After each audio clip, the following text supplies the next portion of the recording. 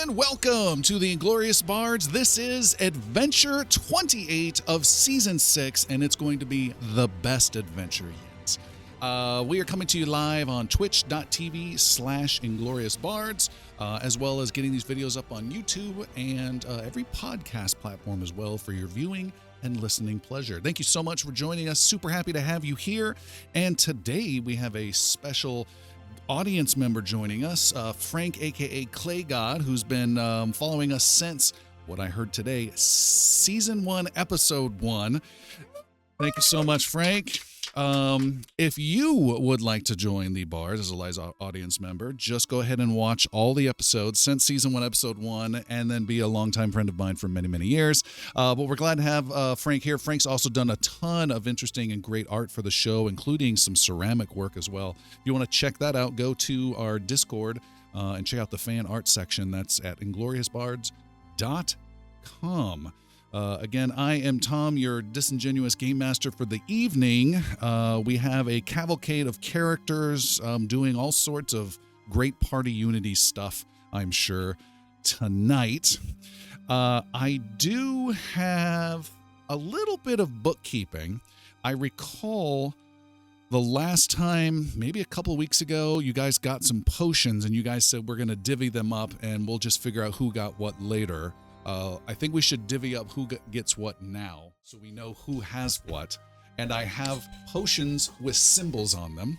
I believe there are 8 potions. 6 of you. Call out who's going to get what, and I'll tell you what each of the symbols are. These are the mystery potions. The mystery. Do we just get to guess the symbols, like I'll tell you what the Ghostbusters? I'll tell you what they are. They're a potion with a ham on it. H-A-M, ham? Yep. Like pig shank? Yep. Okay. One with claws. A John ham. One with a shield. One with a dagger. One with a picture of a home or a house. One with a snowflake. One of a pouch. And one of coins. Please. Edwin will take the shield. I'll take the snowflake. Naldo will take the coins, please.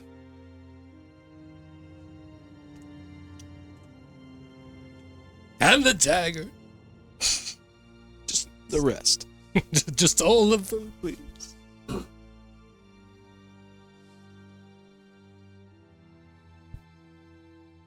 What's left? Couple left. Is the house available? Yes. Giggy will take the house. Why? Because the house Always wins. So I guess Jericho's got the last 2. And those are? Sounds like it's the claws and the pouch. All right. Good luck to one and all. To one of you. All right. I'm excited. And I have not written down any of who got what, so it'll be a delightful surprise to me as well as our listening audience when tonight or 20 sessions from now, I'm going to pop this potion and drink it. I'm excited.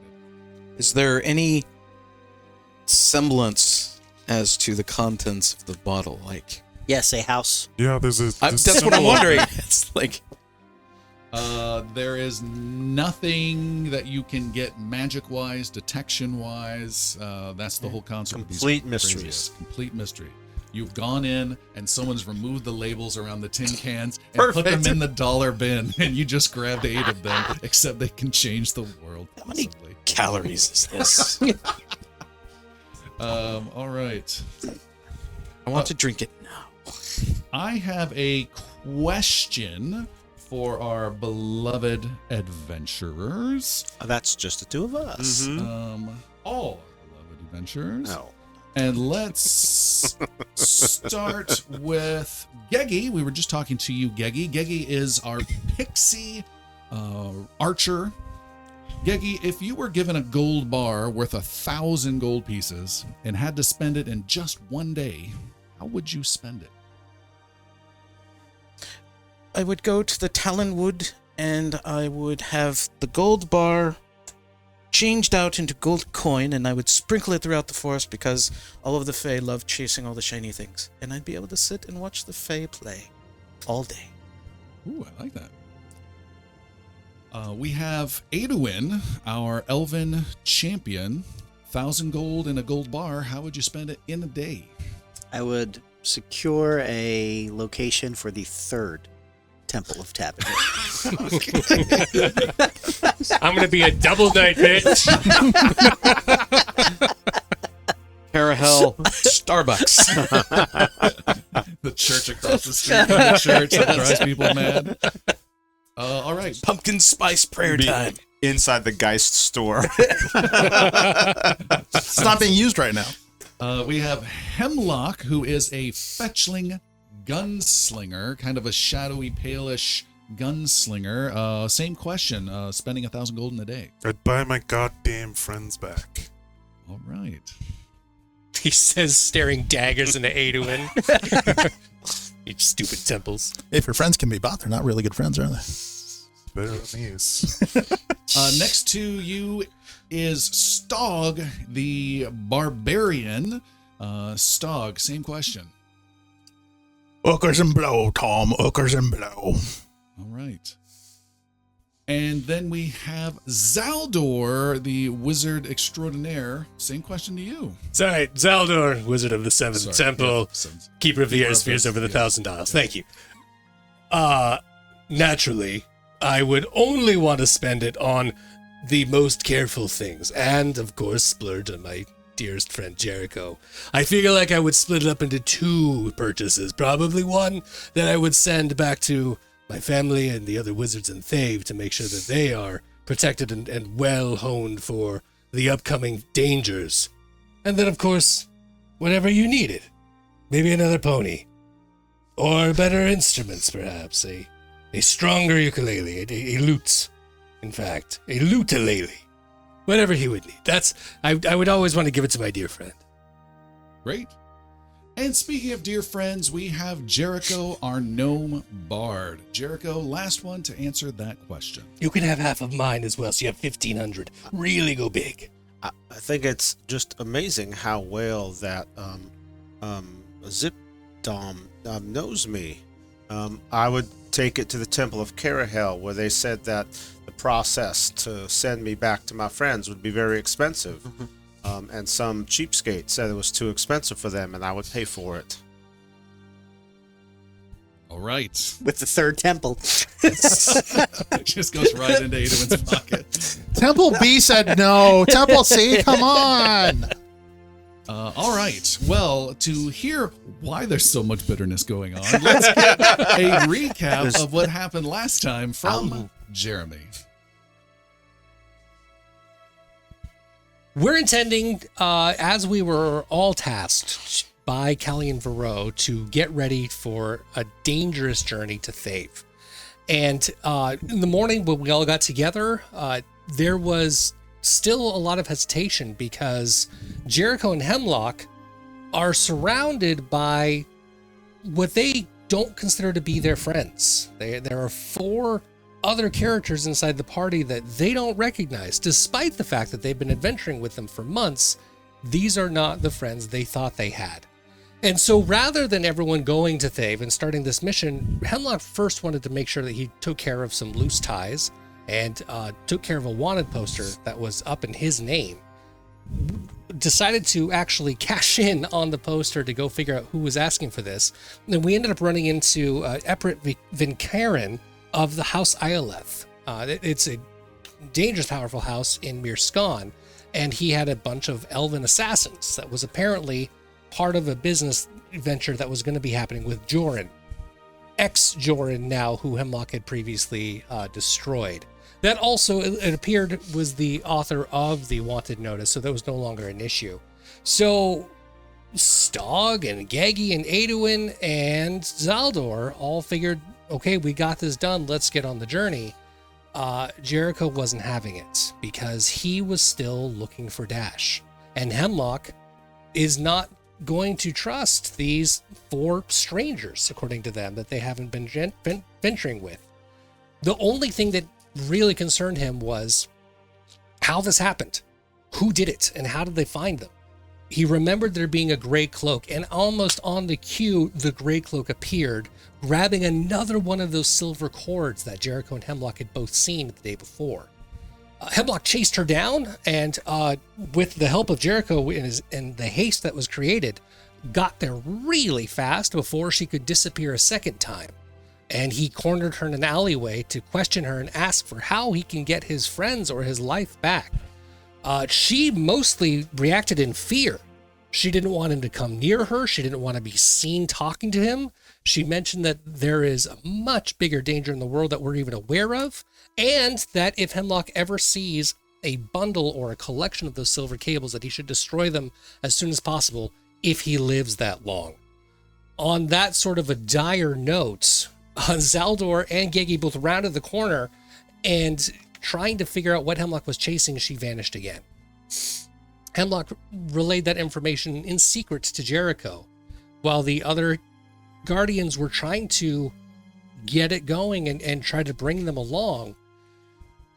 It was clear that they didn't want to, and that they weren't going to. So Aduin decided to go to the priests of Carahel and reach out to them and ask if there's any way that they could offer assistance on what Jericho and Hemlock were facing. Maybe it was a curse. Maybe it was a magic effect that happened to them. Maybe they're under a spell, whatever it was. The priests did everything they could, and they didn't see anything that was there. They didn't see any curses. They didn't see any bad magics. They couldn't find anything to break or dispel. One thought came up as a potential fix. Priest Nkala mentioned it, that they could banish their souls, which is devastatingly dangerous. But if they banished their soul to another plane, one of three things could happen. One, nothing. It could potentially be nothing at all could happen. Number two would be that it does fix it. Because their soul was banished from this plane, they would be sent back to their own plane.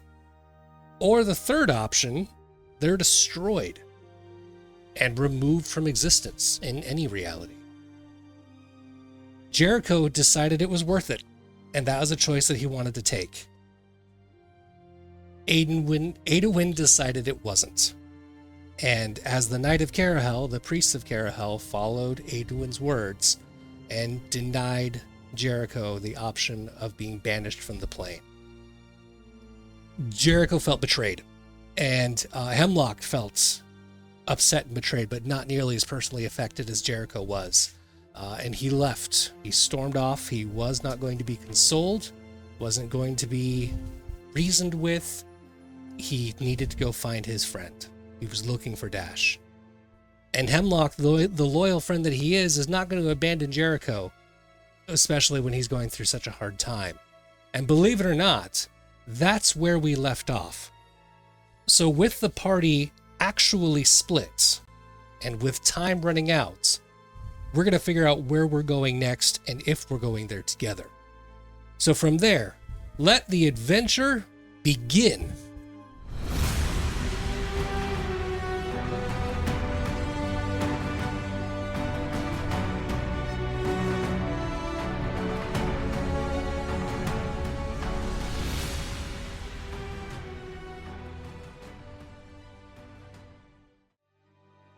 After spending time getting prepared, having different discussions, trying to convince back and forth, you spent the evening to yourselves getting ready for an adventure or getting ready to start some new adventure here in the city.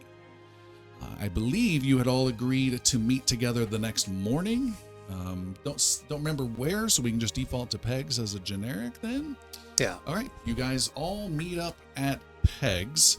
Some of you loaded with packs and bedrolls and fresh rations, maybe some of you not so much, and you're all gathering early morning in Pegs. Pegs is just opening up. You guys are coming in, and one by one, you kind of all stroll in and meet up. Is there a new wanted poster? There is not a new wanted poster, and the last one that was there has been torn down and gone. Okay. Good question. So what's the word, fellows? We're all traveling today? It's a good day for travel. With friends. I'm ready to be out of this city. I wish you all well. Are you truly not coming? No. There's nothing we can do. No. We have to figure out what's going on. I could bonk him on the head. That's not necessary, Stog. This is a friend conversation, not a vanity villain conversation. You bonk friends sometimes. So I told you we shouldn't have come this morning. It's already starting out poor. What are they going to do? They can try to bonk us on the head. I don't think they're gonna, but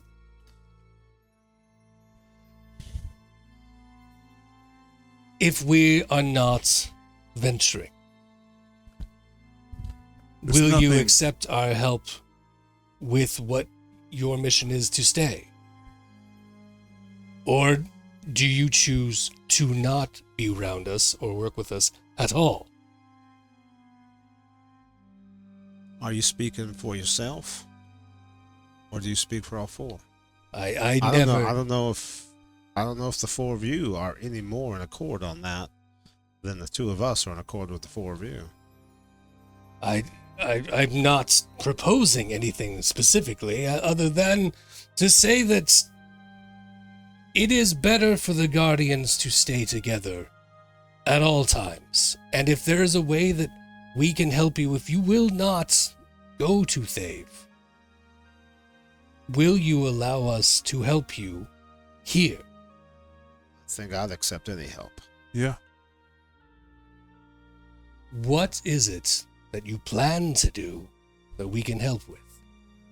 You chased something yesterday. You fired a gun at it and ran off, and then there was nothing there. There was something there. There was. The gray cloak. I apologize. I didn't see, but you spoke with Yes. the person there. And so you also would be potentially looking for more cords. Correct. That's my plan. Okay.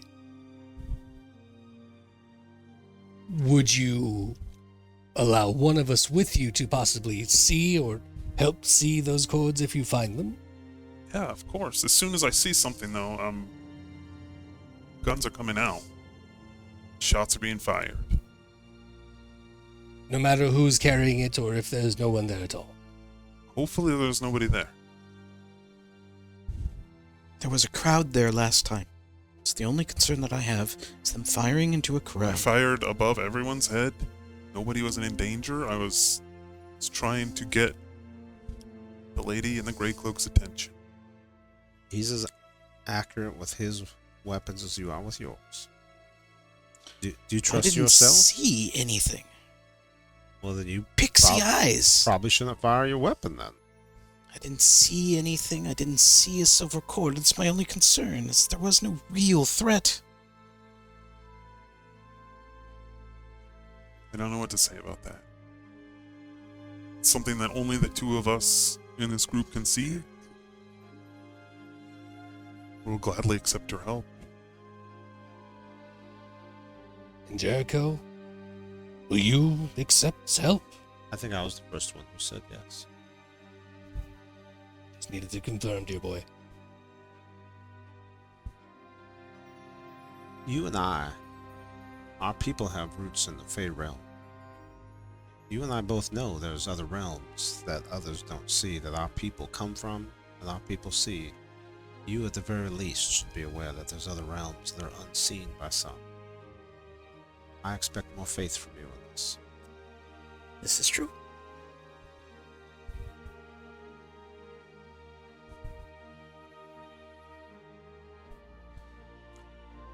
And I would hope there would be some concern among the four of you for your friend Hemlock and your friend Jericho, because they are not us. Much like you are not the friends that we traveled with, but there are ones who are like us, who carry their memories. They too are lost. We are Yes. very And concerned. at some point you will perhaps believe us and desire to find your lost friends. believe or not, there's an evil out there. We've been asked to tackle the needs of the many. Yes.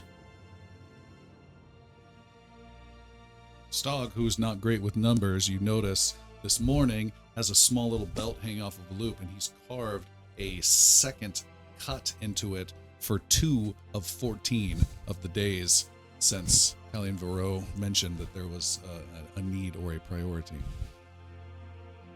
And to speak to your concern, Jericho, we are greatly worried about our friends and what they are currently experiencing. But those friends are here with us now, No, just they're as not. we are with you, your friends who you have traveled with.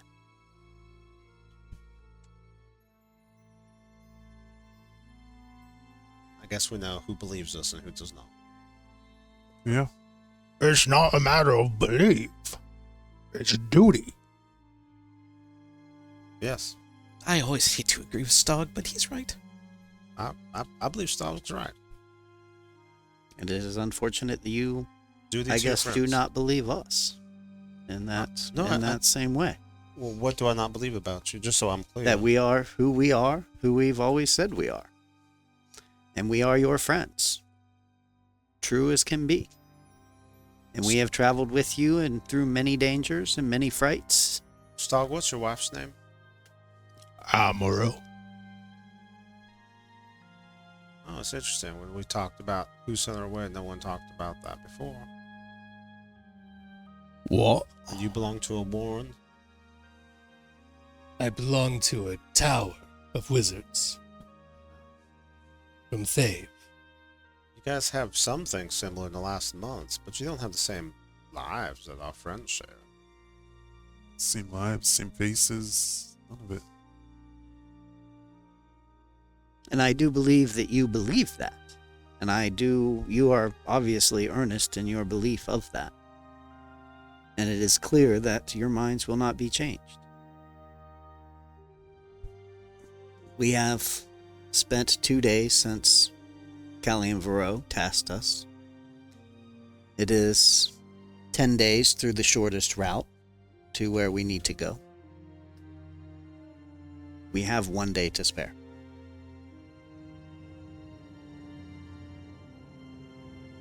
And if that day brings us our friends with us, then the safer we are. I say we have this day to sort this out. Oh, I already packed. What? I already packed. Well, what did you say the first time? The Stog roll initiative. He looking like he's rolling initiative right now. He's staring at Jericho. So Well, He's wielding a pixie now as well. keep your bags packed, Stog. We'll be going soon. And hopefully this day, or tomorrow at the latest, I would posit to the rest. If we take any longer, it will be double time. But for today, perhaps we scour this city for these cords. Search high and low and seek them out. How do we find things we can't see? That's a great Only question. these two can. I'm Well, going. let's deduce a bit of where they've been. The first time you saw a silver cord, where was it? It was on the podium at the celebration for the new wall. That podium was just built for that celebration, made of wood. And you, where did you see your first cord? On the little side table in my room. Side tables are also made of wood. Huzzah! You silver cord steps back confidently. Of course! Does a book drop, a wizard book drop. Stock starts turning over every table in the room. Wait, and the third one. The second one that I saw was on a lamp post, not made of Wait, wood. what was the lamppost made out of? Damn. Stone. It could have been an anomaly. Was it made out of stone, DM? It was made of metal. Metal. with a Iggy wood has their facing. bow drawn on a wood elf. Are you made of wood? Where's your silver cord? Well, perhaps we can maybe retrace our steps or see if there's any sort of delineation or line, and perhaps a triangulation as where those chords were seen and where they might be clustered. It's a very good idea. Thank you. 2 in crowded places. One was the middle of my room. I think it's random, Random- but the random wizard places. has a point. And what do we do when we find these things? Destroy them. With what? Guns and magic. Guns? Well, only the 2 of you can see them. Mm-hmm. Is Well, But we cover more Only ground the 2 have seen that so far. if we split up. It's not to say that we haven't just missed it and not seen it. If they, There was I don't know if you have all the same memories, but our ranger, Thorn, elf, sharp elf eyes, when we were up on the top of the tower, when we first met Callie and Grow up on the top of the tower of the mayor's domicile. And Gege saw the bright flash. Thorn saw this silver color flash. Maybe, I don't know if it's the same at all, but far off towards the docks. I don't know if it was at all the same. Maybe that might have just been a reflection off a mirror or a light, or it might have been something somewhat of the same. Did you have the same? I checked the ducks. There was nothing there. But It was wood. Does that help? But none of these that we have seen have been in existence for more than a minute. So if you had seen something from up at the tower, by the time you got to the docks, it would have been long gone, regardless. I don't know if it was the same thing that Thon saw. But Jericho has a very brilliant idea. Gege, if you fly back up to that top of that tower, you might be able Why to do you see insult me like that? another I can't flash. fly. I don't I want don't to. fly. Everyone assumes a pixie can fly. Well, I was using the colloquial euphemism. I didn't use to assume that it was you that was flying. understand. What are we the wings all for then? Fly forward. Would you, dear Gege, Handsome pixies wear wings. Yes? would you Clip on. go back to the tower and use your bright vision to see if there's any other silver flashes? Now. Yes. I think now's as good a time as any, and perhaps the rest of us can then Gege start. leaves quickly. Does skirts someone want to scouting. go with him? Is that necessary? I'm just Yes, we should follow suit. Paris. Well, Gege is we should start impetuous. following suit quickly. Gege is a rapid one. For one who doesn't fly, she moves quickly. Annoyingly, there is pixie dust behind you. Shadowing very hard. Stealth missions are a bitch. Much these stealth. Makes a little tinkling noise loudly as she goes, like wind chimes. You can't help from going. Don't clap around me.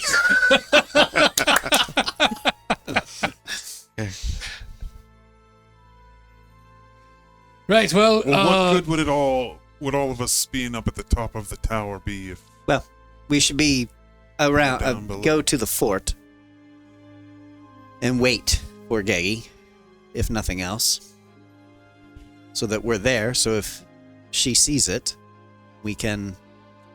They. My apologies. If they. he's not here. It's fine. Did you come back?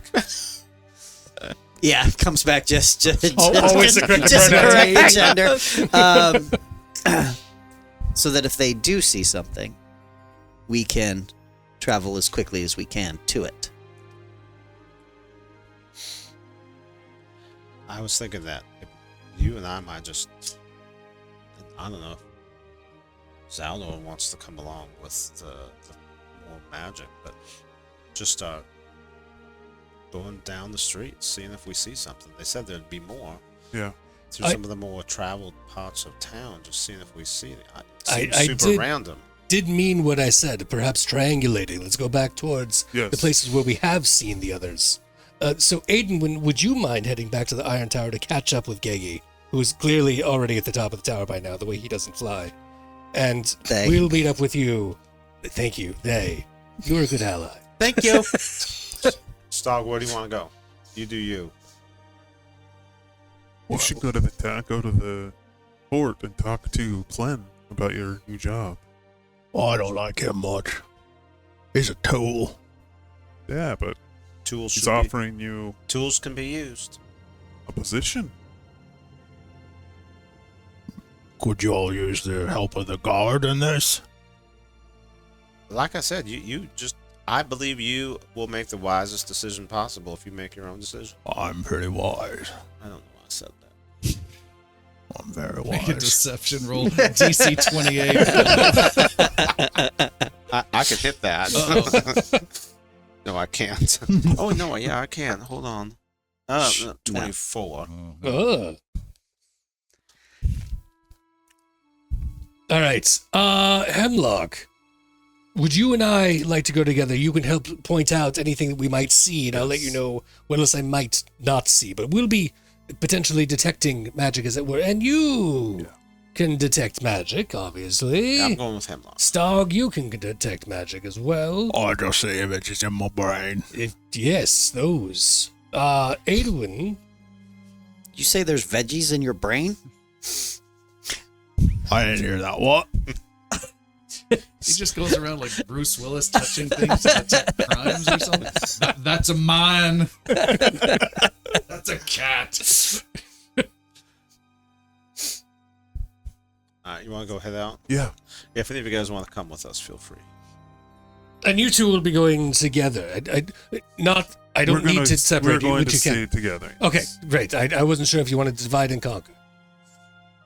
So Aduin has left to catch up with Gegi? Yeah. Okay. After hearing at least part of the plan to know where to meet up with them All right. shortly. So then I have Hemlock and Jericho. You are wandering the streets of Tabenry? Randomly, apparently. We're gonna go back. We're gonna take the wizard's advice What's the wizard's name? doesn't matter. Okay, that's what I thought. Continue.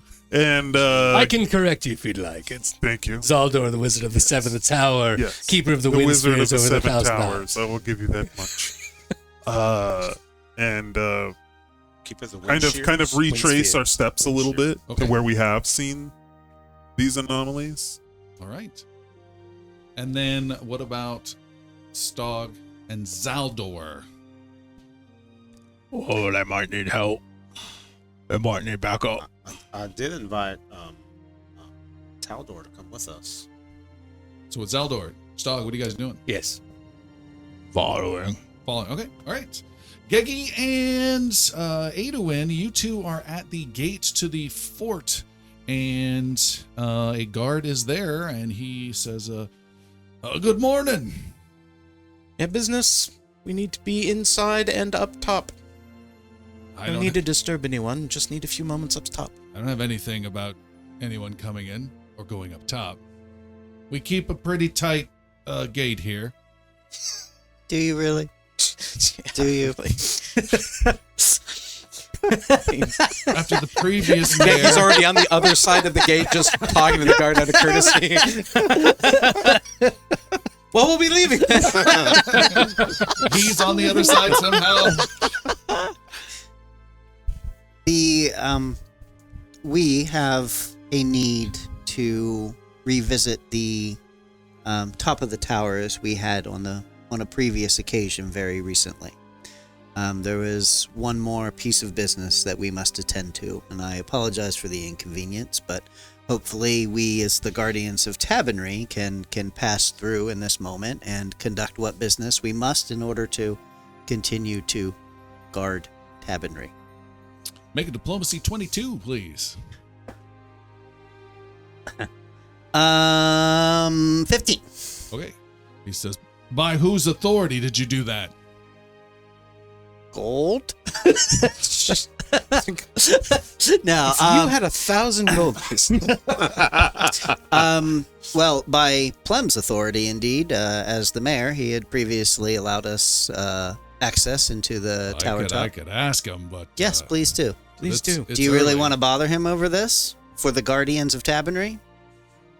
The celebrated Guardians? For the band! For the band! Make an intimidation 22. Can I use my intimidating prowess as I lean menacingly forward as I say that? What the hell does intimidating prowess do? Intimidating prowess would give me a +1 as I can. Let me find Lean forward. like a chicken. I'm very practiced at leaning. I lean with the best of them. To demoralize, you get a +1 to intimidate when you coerce. So yeah, sure. Yeah. All right. Perfect. So this is intimidation I'm rolling. Yes. And that is going to be a 22. Whoa. You needed all the leaning. Yes. Perhaps if I leaned a little more. What? He said, "No, I don't want to bother the mayor. You've been there before. Just make it quick." Thank you. We appreciate your understanding and discretion. He opens up the gate with a squeak. He lets you in. Peggy, you just go between the bars. Geggy's already gone at up. the top. And the two of you make your way up to the top. Meanwhile, we have the 4 other heroes making their way, retracing your steps, is what I heard you say, Hemlock. So what does that mean?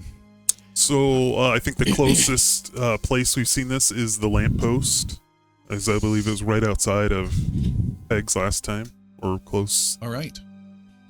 You guys are walking around there. And I'm keeping my eyes like Looking open. around. So Peg's back to then back out to where the shindig was, where we were feted. The new wall, yeah. Out where Hemlock saw the first one, and then kind of just making that lap through the busy parts of the city, because we've seen, other than mine, Hemlock saw both of his in kind of more busy, central, busy ways, and so kind of like, in essence, walking the busy streets of the town, I would assume. While we Heads have on the swivel. Jericho and Zaldor detecting magic along the way, is what I understand. At the same time, what is the sounds that you guys make? Okay. Just constantly. Turn that off! It's early! Skog is also making the noise, but he's not actually detecting magic. He's just popping his... I don't know why the third in the chorus just cracked me up, but All right. That's like the bass line. Put you guys in the short wagon.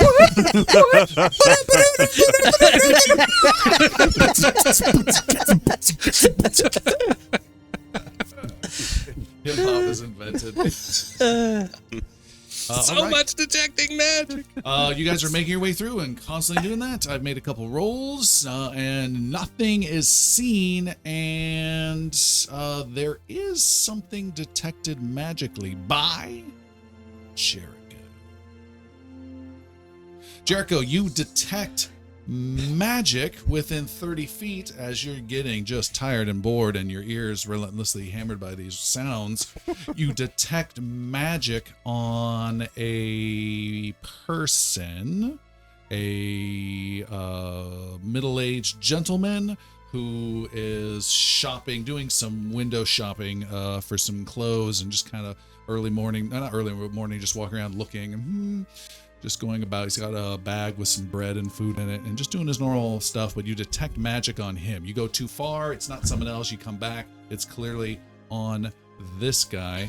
Hemlock, what is your perception? +10. Okay. What is the level or rank of the magic? I now get that. That is 1. detect. Oh, baby magic. Hey man, this cost me 15 gold, baby magic. Fuck you.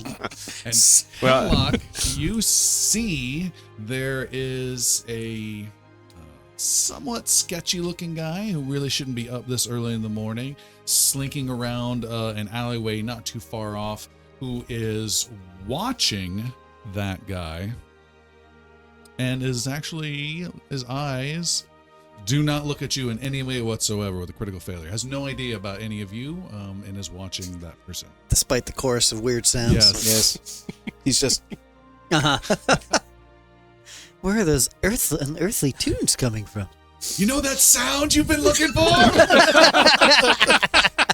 Listen to this.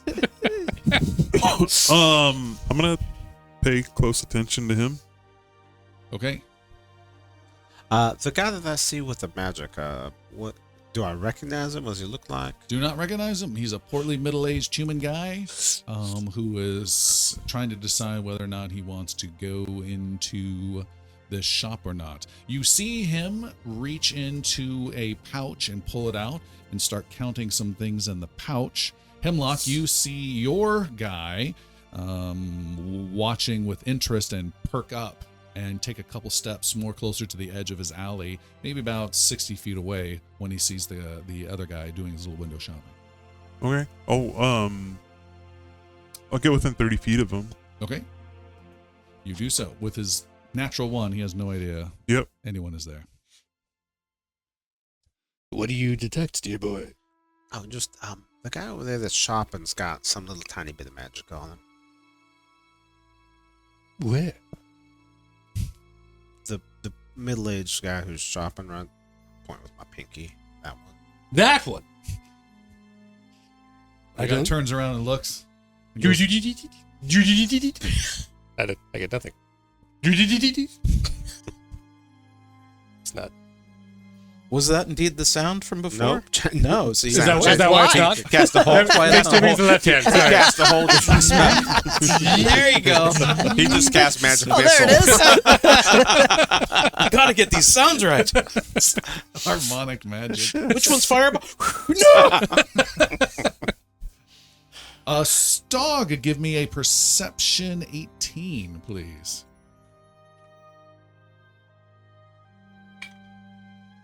Nope. 17. Oh, so close. You're good. He needs to lean more. You don't suppose No, I don't. that our shopper might have one of those cursed platinum? That's what I was thinking. Oh. You want me to go ask him? Yes. Okay. Well, I'm going up. I don't know if that's the right approach, but perhaps. Nah, I believe in straightforwardness. Okay. I'm going to go up to the gentleman. All right. So confident. You approach the man from behind. Excuse me, sir. Yes. Hello, my name is Jericho. I'm one of the guardians of Tavernry. We've been on the lookout. What's a guardian of Tavernry?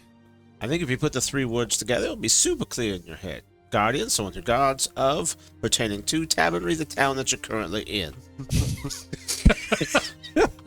I don't know if I like you. Well, we haven't met, so that will be yet to be seen. There are currently loose in this town 3 platinum pieces that have a curse upon them.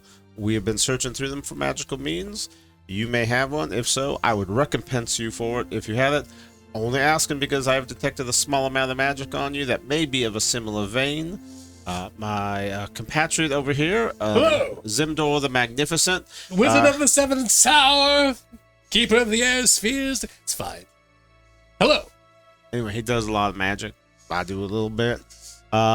Anyway, trying to find him. So if you have a platinum piece that at some point might have been in the hands of either the mayor or what was the other guy's? Jorman. Jorman.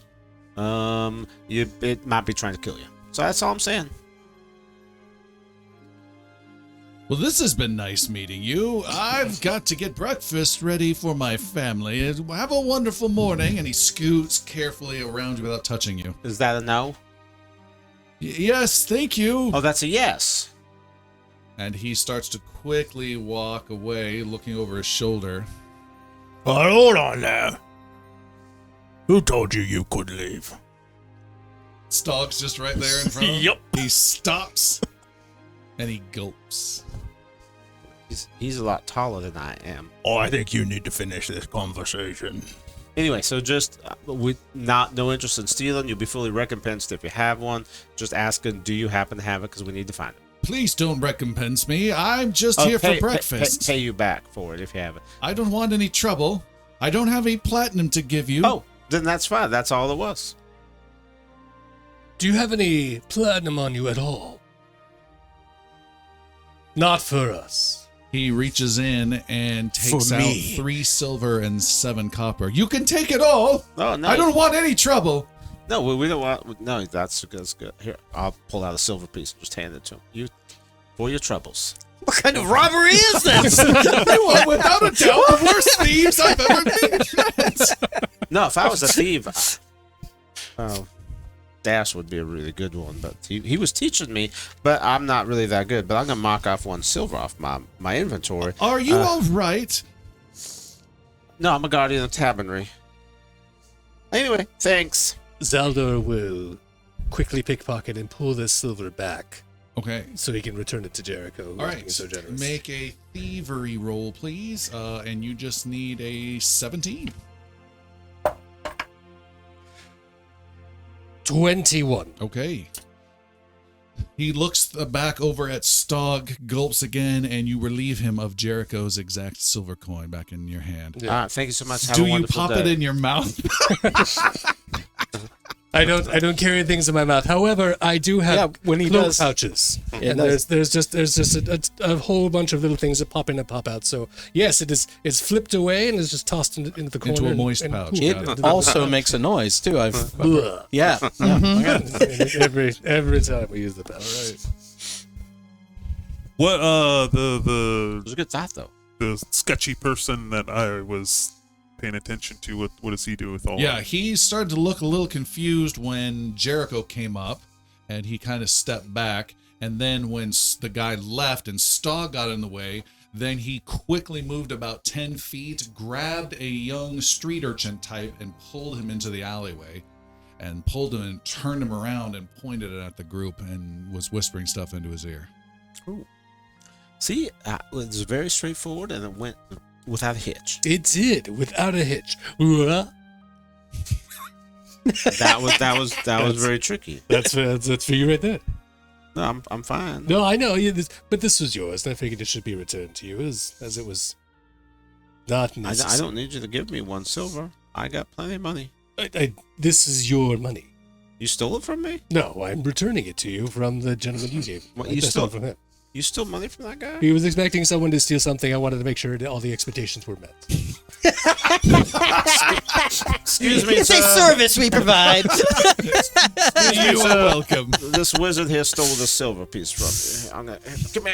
I'm gonna go run up and catch him. He is quickly, you're going to have to run fast and far. Let's Oh, I find will. some silver I'll- coins. Just, it's fine. He stole it from that guy. Flourish! The next thing the You guy's think going to Dash say, would have please done don't the same beat exact me. thing? Dash would have taken every piece of money he had. You know this. Dash would have been so Where's all good my at it, money? too. Well, Dash is not here. Just It would have been so much wetter. So I'm What? gonna take it and just Oh. put it right here. Just for old time's sake. Put it in your It's mouth. here and the thing. I wish I had big grouches. whatever's happening here, it doesn't have anything to do with us. All right, let's keep moving. looking. Back at the top of the iron Iron Water Fort. That's what it was. Thank you. Iron Water Fortress. You have made your way up to the top of the fort, the tower, and are scoping and looking around. Geggy and Aduin. What do you see, Geggy? I see a question. I see that I am looking for something that I am apparently not supposed to be able to see. But I am looking. I see someone being pickpocketed. Well, Well, I'm not Looking sure around. we're not And there's a- supposed to be A able well to see. oversized spyglass. It's taller than you are. All right, you are scanning the surroundings. Yes. If you see nothing, then we should go and... Well, how long do I stay here and do this? Well, we were taking a thorough look. But once that thorough look is complete, we should rejoin our friends. Well, okay. I'll Once take a you look. feel like you've gotten a good look of the city. I've hand-drawn the city before, but I will keep looking.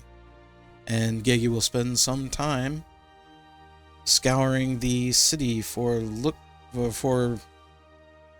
faint glimmers. Faint glimmers of hope. What is your perception? Percentile. Perception is plus 12. Okay. You scan and watch and look and see the city just waking up, going about its business. No lights that are strange, no silver, no glints. You do spot two vessels, barges, some distance down the river, and one of the barges has no cargo and has about 4 half-elves on it, known as toadies, who ply the river, and they have essentially boarded pirate style in the most inelegant barge-like way another barge and have clubs out and are threatening 2 humans and knocking some of their goods into the water. They're about a mile and a half away down the river. I see some violence on the water, but nothing in the city.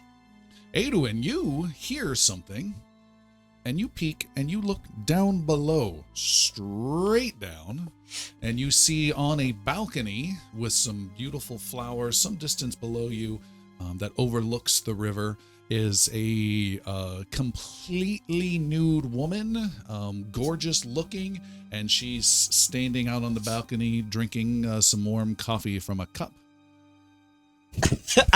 Resisting my natural urge to go, "Huck, do!" Snatch the spyglass away. She gets knocked in the head with the spyglass from 20 feet above. The spyglass extends further. Other than noting of where she might have, like, how in relation, like, is this the mayor's place? Does he recognize her? You do not recognize her, and the answer to your first question is a berobed mayor comes out and then puts his arms around her. Yeah, I mean, that's not really Aduin's thing. Voyeurism isn't really what he's into, so he's gonna kind of Speak for yourself. Hey. Nice. give him a little thumbs up. And Mayor's confused. Bravo! Yeah, no, I mean, noted, but I'm not gonna, Okay. Filed away for later use. Yeah. Aduin is very chaste, thank you, but He's asking Derek to timestamp this in the show notes. So you can go back for later. and we'll give the Mayor Plum his privacy with her. I mean, as far as he knows, there's nothing improper going on with that. Okay. I haven't Except finished. that he's married. I mean, last time we were at Plum's, he had like 6 or 7 wives or something. Oh, I don't no. know. That wasn't Plen. Oh, that wasn't? That was the interim mayor. I thought we went to see Plum and he had like more than one wife. No, that was Geggy's associate. Doesn't matter. Yes. It's the not. archivist. It's not Aduin's business, and we have bigger fish to fry than a little infidelity from a mayor. Some knight of Carahel you are. He might be hiding a silver cord. Where? Exactly what I want to know. Excuse me, I'm going to need to search you. Both. There's some Detecting beads magic. on that cord. Awkward. Keep pulling. They're called Fey knots, baby. Bay knots. Oh, God. Derek, don't do anything. Yeah, Derek's writing something down. Put show notes or something. I'm worried. I'm guessing we leave quietly Yes, then. please. Okay. You guys leave. Back out in more of the crowded area. There's a merchant. Fey knots! Get your Fey knots! He's got a bunch of warm on his Flavored Fey with nuts. salt, some with cinnamon. I like the cinnamon ones. He's already putting it in his mouth. Zelda's like, no.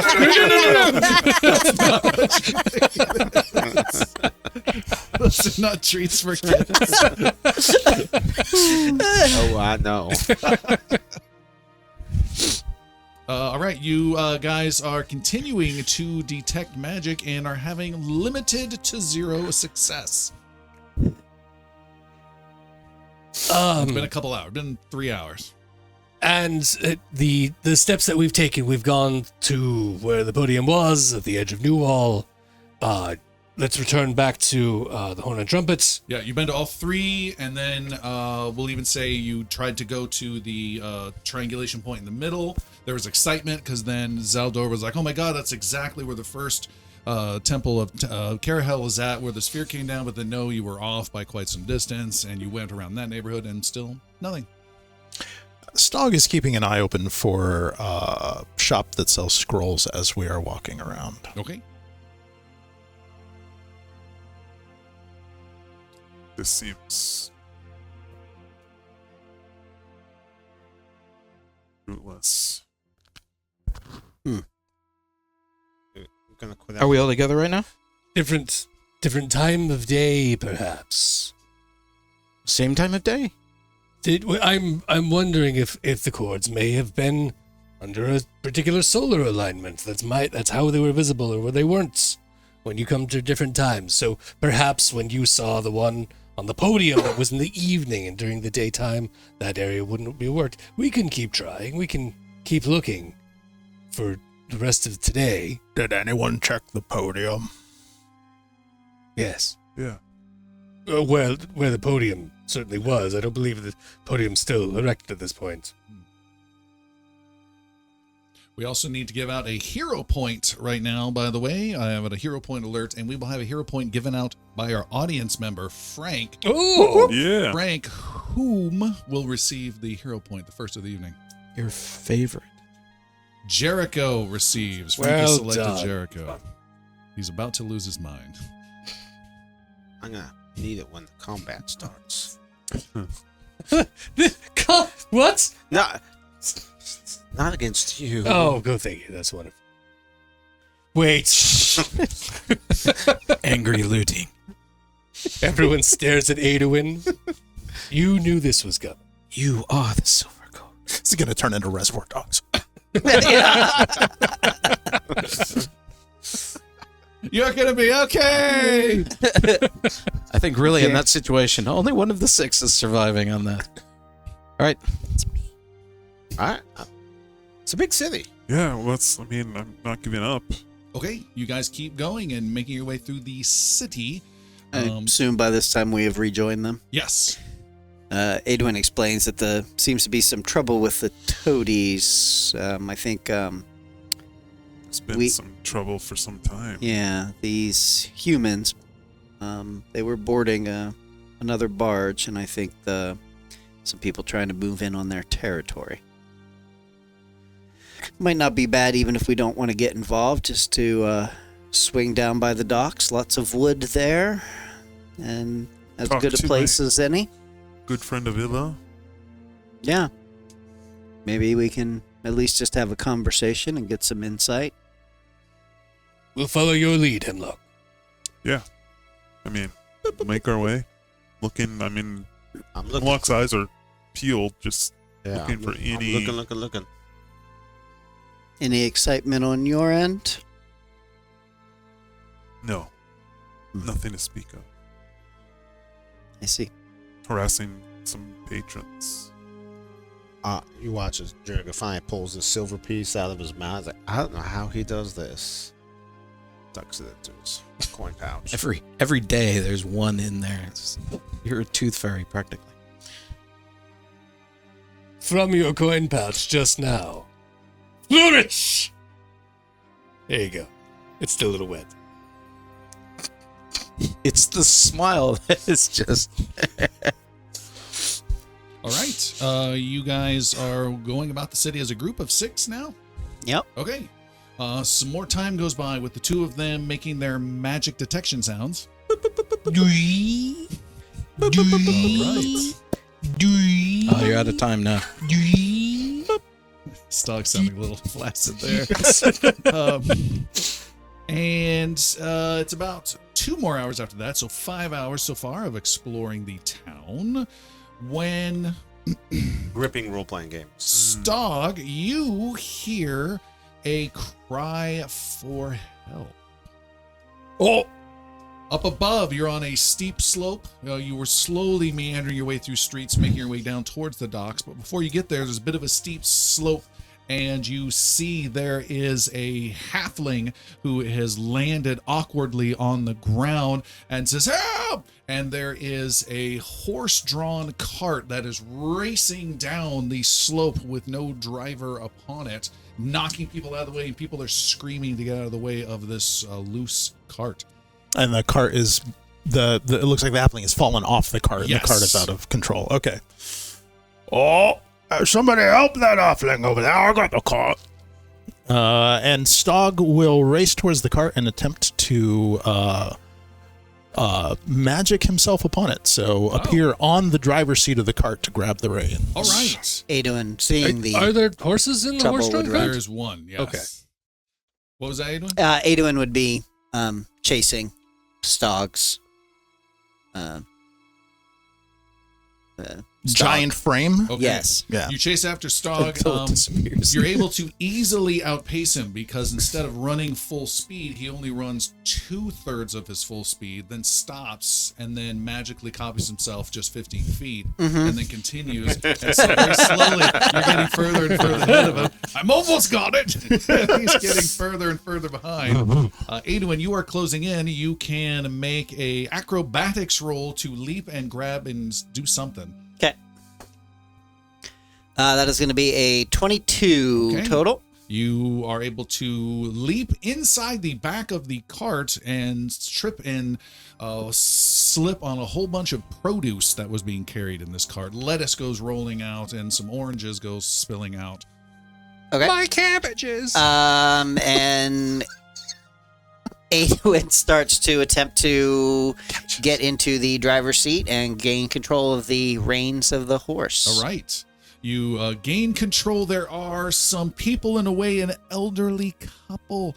Straight ahead, make a nature or survival roll. Happy 40th anniversary, love. Wait a second. Can Stog intercede on the half of this couple here? No, they're too far ahead. They're Ladies and gentlemen, this is the D&D trolley dilemma. And before you roll, this will be a nature survival. 17 is the target number to slow the horses down. Martha, we've lived a good life. That's good. Said we would be hit by horses, but we've outlasted. Till death do us. I just wanted to wed you again. I have a +9 to my survival, so How is it possible you are pregnant at this age? Magic is wonderful, isn't it? It's a miracle from blessings. Carahel. I received a vision. Wait, that car All can't right, get here here fast we enough. I go. paid him earlier. I really wish I had got a hero point. That is going to be, I rolled a 13 + 9, 22. All right, you bring it to a screeching halt. I just slow it down a little bit in there and there. Speed bump. and you stop the cart. The horse rears back. It strains hard against the reins, and you bring it to a halt as a small wave of lettuce rolls over you from the kinetic motion. Can I grab it on the way by? Okay. Take I a know bite I'm out of getting it. old. Is it raining lettuce? Just full of miracles all day. Ma'am, sir. They're in shock just looking at you. Someone has wet themselves. And I get the horse to get turned around and start heading back towards where the halfling had lost his All right. I believe Hemlock was going there, right? cabbage. Please remain here. The halflings. Oh, thank you so much. Got away from me. You're a lifesaver. No task too small for the Guardians of Tabernary. Chris says and Tom in particular. I don't know what happened. Where's the rest of my cargo? I seem to be missing some. This one even has a bite missing from it. Well, it is hungry work after all. Some defenders you are. The rest is down the way there. on the street. Stog comes just laboring up with an armful of produce. Well, I didn't have any pumpkins or melons. I just found I these. think there's a small child in your arms. Well, that's yours now. Not yours. The laws of Taverny. I want my mommy.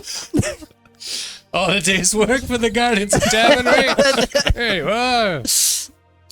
Thank you so much. No liability accepted. And you get some a small round of applause. Yes, yes. You're welcome. Yes. from a You're couple welcome. people. And off you guys go. Everyone's really let this knighthood go to his head. Yeah. You make your way to the docks and spend some time there, looking with eyeballs, checking with magic, and a couple hours detailed going back and forth there, and you detect nothing. Ding.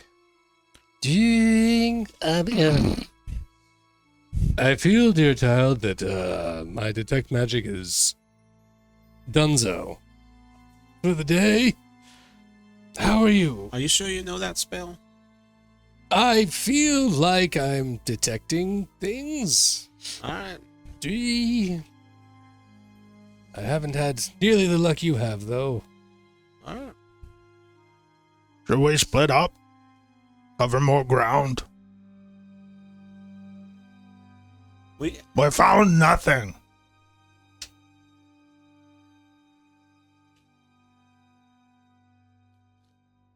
sure. Yeah. You can go that way. We'll go this way. All right, you two are the only ones who can see it, right? So far. We're the only ones Do you looking. want to help your own cause or not?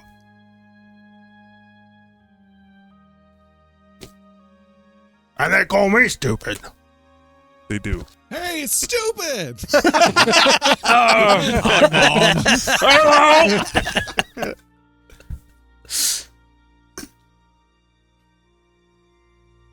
So it's like early afternoon, late afternoon. Late by now? afternoon.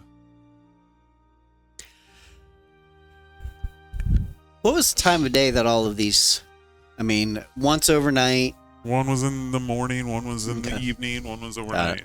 Okay. There's no. Correct. No rhyme or reason to this mysterious port. No, I haven't noticed a pattern. Two were in crowded areas, a street, and a place where a large gathering was happening. One was right in my very own room. The interesting thing was you saw the lady both times. Yes. I did not notice anyone in my room. But she was actually cleaning it up, not She was placing cleaning it. them. She was drawing them out. You know.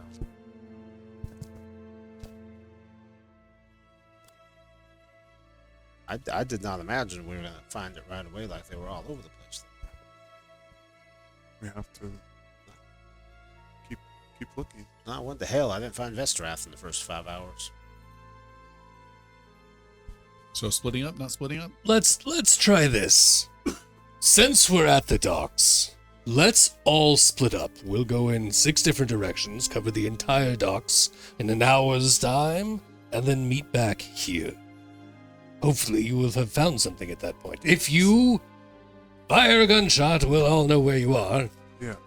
And if you play a note, a song, or a dirge, we could follow that tune. I can certainly blast elemental lights or rocks where I'm at. Stog can scream. Oh, you're real loud. And at that, like, Hemlock gives Jericho a nod and then goes the other way. All right, I'll go wander off the opposite way from Hemlock. Okay. Splash. There's water right here. Stog tries to figure out how to go the opposite way of both of them and just stands in one place. Okay. Straight Mission up, accomplished. There's massive calculations going on in his mind. All right. So the group splits into 6 different ways and starts looking around. Yes. What could go wrong? All right. The group splits up, scouring the city, and we will take our break there, and we will be back in just a little bit. And we are back from our break. Thanks so much for joining us and supporting the show. If you'd like to take a look at some of our after show where we break down our thoughts about the previous sessions, and boy, there's been some doozies as of late, and like to hear some one-shots and more, consider patreon.com/Inglorious Bards. Just a few dollars really helps us out, and we certainly appreciate it. And now we are back in Tabanry. It is evening time, and it is late, and people have been scouring the city in all 6 directions. It is 10, 11 o'clock at night. Slowly, one by one, over the last few hours, the group starts to trickle back into Pegs with nothing spotted out of the ordinary and no magic detected during that time. It is nighttime. People are hungry and thirsty. You are being served some drinks and are tired from walking around endlessly all day. Stock's got sticky feet up on the table. Yeah. I am so tired from walking around endlessly all day. I believe we all are. So sorry, dear boy. Well, what are you sorry about? I was very hopeful that we'd find one of those silver cords that you were looking for. Oh. Well, might take a while. The owner of the place, Ash Stonegraze, a dwarf you know well, comes over and says, "Hey, you look really tired. Did you fight off the demons of hell again?" Not today. We are fighting other demons currently. Oh. Well put, well put. We mostly just walked around the town. Well, you got to give me something more than that. Something juicy, a story, a tale about the Guardians. I could pass on to other patrons. We stopped a cabbage cart from running down some elderly couple today. It was Heroically glorious. stop the cabbage cut. Yes. I picked up a small child. It was a halfling that you picked up. And he's still in your arms, damn it. Well, that doesn't sound very exciting at all. Sorry to disappoint you. Like business picks up a little bit. Have you noticed there's a little bit more crowd? And they tend to be looking in your direction. You're known. Hello, everyone. Norm. Is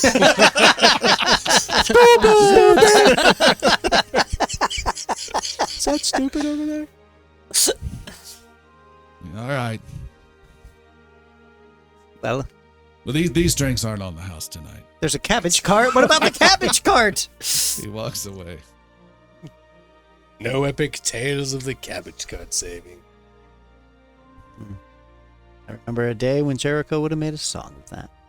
I leave tomorrow morning. I go to Thave. I hope to have people in attendance. And that's where your home is? Yeah? Yes. Tell me about your home. I've told you about my home. Desert overrun by witches.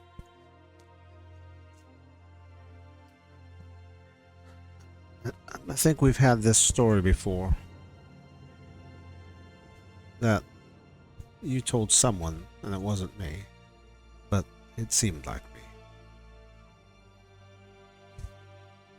You're concerned about my home, or you're concerned about Thave? Thave is dangerous, there's no doubt about it. I was just trying to get to know you. What can I answer for you?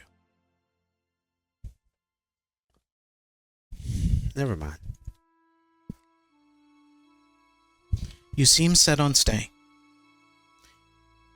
If my sharing any part of my past is important and having you come along will change your mind, I will stay through the evening and tell you all about me. I was just trying to get to know some of you guys. You are all so hell-bent on that. You know us and we know you. And denying our truth. And I thought it might be worth taking the step to actually get to know you. You said I named you. Yes. That's Couldn't not pronounce my that's not a name. part of my life, my story. Couldn't pronounce my name. So gave me a name. Gegi was the one that you choose, and everyone else agreed with it. All right. I did not know It's that. the first memory that's been shared that I do not recall. Yeah, that does not ring any kind of a bell. I'm a warden serving under the Warden of the North. I may be pixie, and I am not like the human rangers they typically use, but my fey kind, my fey blood, it's very helpful to them. Came here to find the demons, and with all of your help, we have defeated them here and made some additional travels, all of which have been reported. If I go missing, those things will be noted. Thank you for sharing that. I appreciate it. I leave in the morning. I'll bid you all good night. Now, can someone get me downsies? And he pops off Stog's shoulders. Goes to They. Yeah, is Gegi male or is Gegi female? Or Wouldn't do we you not like to ask know? those questions? Gegi's Fae. Gegi's Fae. Gegi's Fae, baby. That's all you need to know. Fabulous. Okay. Sorry, I'm an ally to the person that. I would just say that on the character card that our GM prints out for me, it says Bard level 6 small, then it says Fae, and then it says Gnome. So, got that in common. You're a small fey Priorities. gnome. All right. Anything you guys gonna do before hitting the bed with a little bit of exhaustion? Just trying to see who you, with your name, you throw out all these Lord of the Seventh Flower and Zaldor, Wizard of the Seventh Tower, Tower. Keeper of the Air Spheres over the Thousand Isles. Is there someone who's the Wizard of the First Six Towers? Yes. And he snores.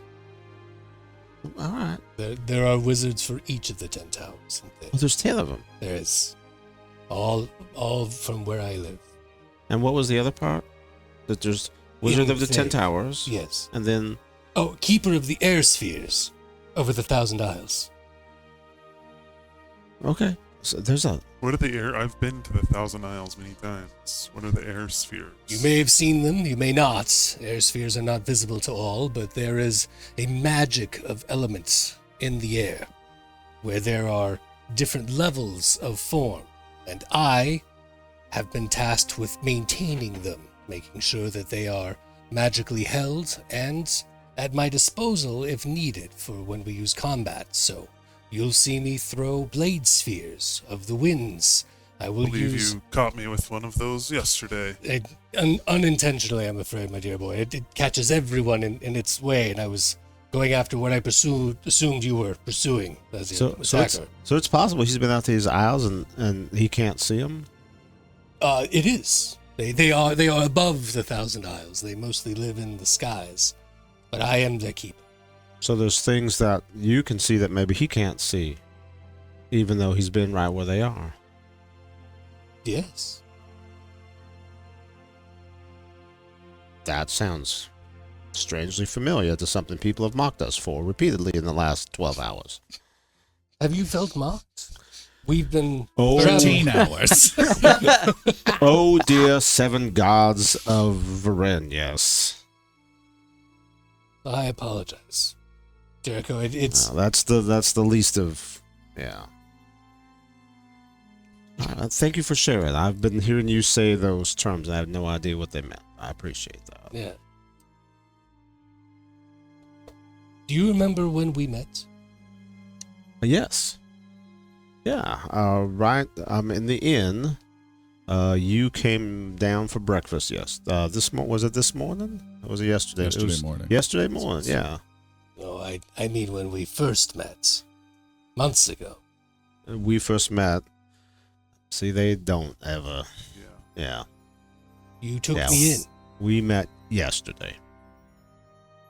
So let me tell you my story, and perhaps it might. How did you meet Jericho? I was traveling from Thave. Our first wizard. She was taken by the witches. She is a great and powerful protector, a mother of all of us there. And I could not protect her. And I tried, and I was exiled. And so I began my journey to become stronger, to become greater, and I survived as much as I could, made it past the Blood Sands and several others to find my way through safety, but I still had no home. I had no place to be, and when I tried to pick your dear pocket, you laughed, sat down with me, considered it a great trick, you said, and you took me in. You believed in me and in the wizard's tower, and knowing that I would get back and rescue my dear wizard one of these days. And that was been your goal, to grow me, to help me improve, to become something greater than I could be. You have a wisdom far beyond mine, even though your years are so much less.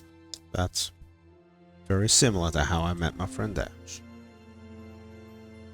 Well, he's must be a very dear friend if he's anywhere near as close to me as I am to you.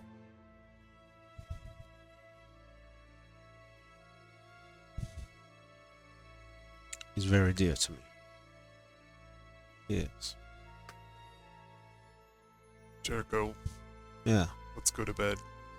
Let's take the long way back to the inn. All right, see if we see anything. Yep. I will see you in the morning. Good luck. We'll see you in the morning. Sleep well.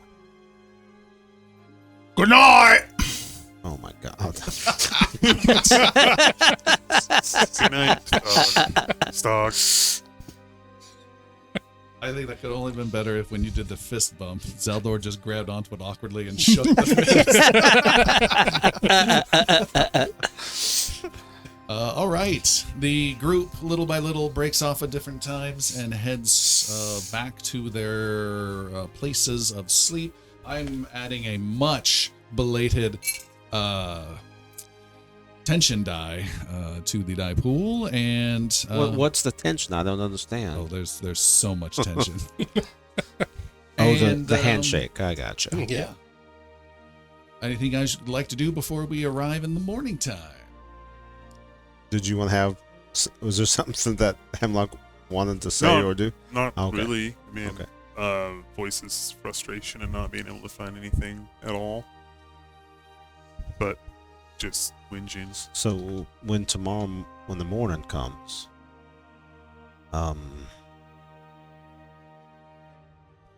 Gaggy, right? Yeah. Yeah. He's hell bent on leaving, and I don't blame him. No, it's his home. It's Zaldor, right? Saldor, yes. It's his home. The wizard. Yeah. Yeah.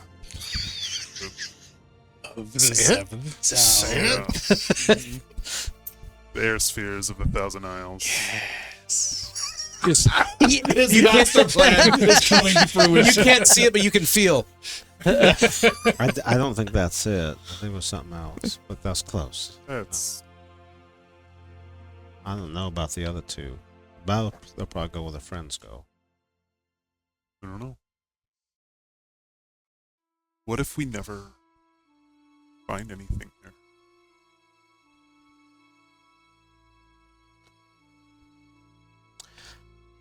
I mean, it's only been a day. What if we never find anything there? That's in essence asking. I mean, not necessarily here. What if we never find anything? Yeah, this might be our new home. It is my home. Yeah. Well, yeah, I mean, People are here.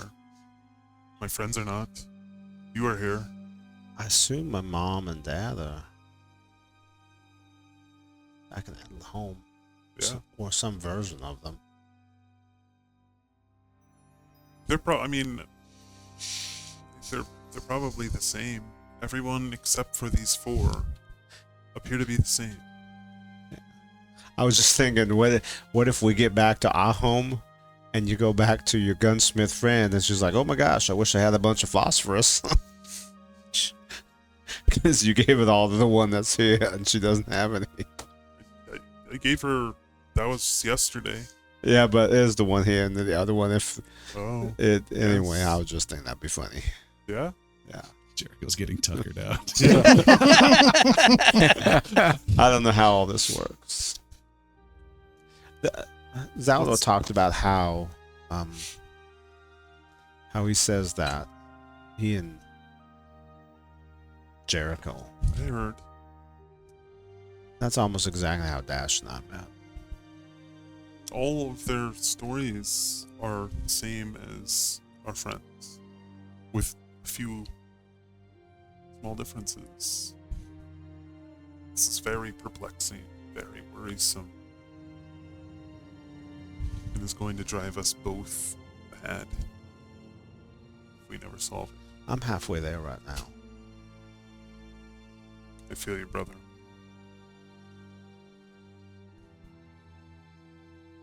Let's go to sleep. Let's see what tomorrow brings.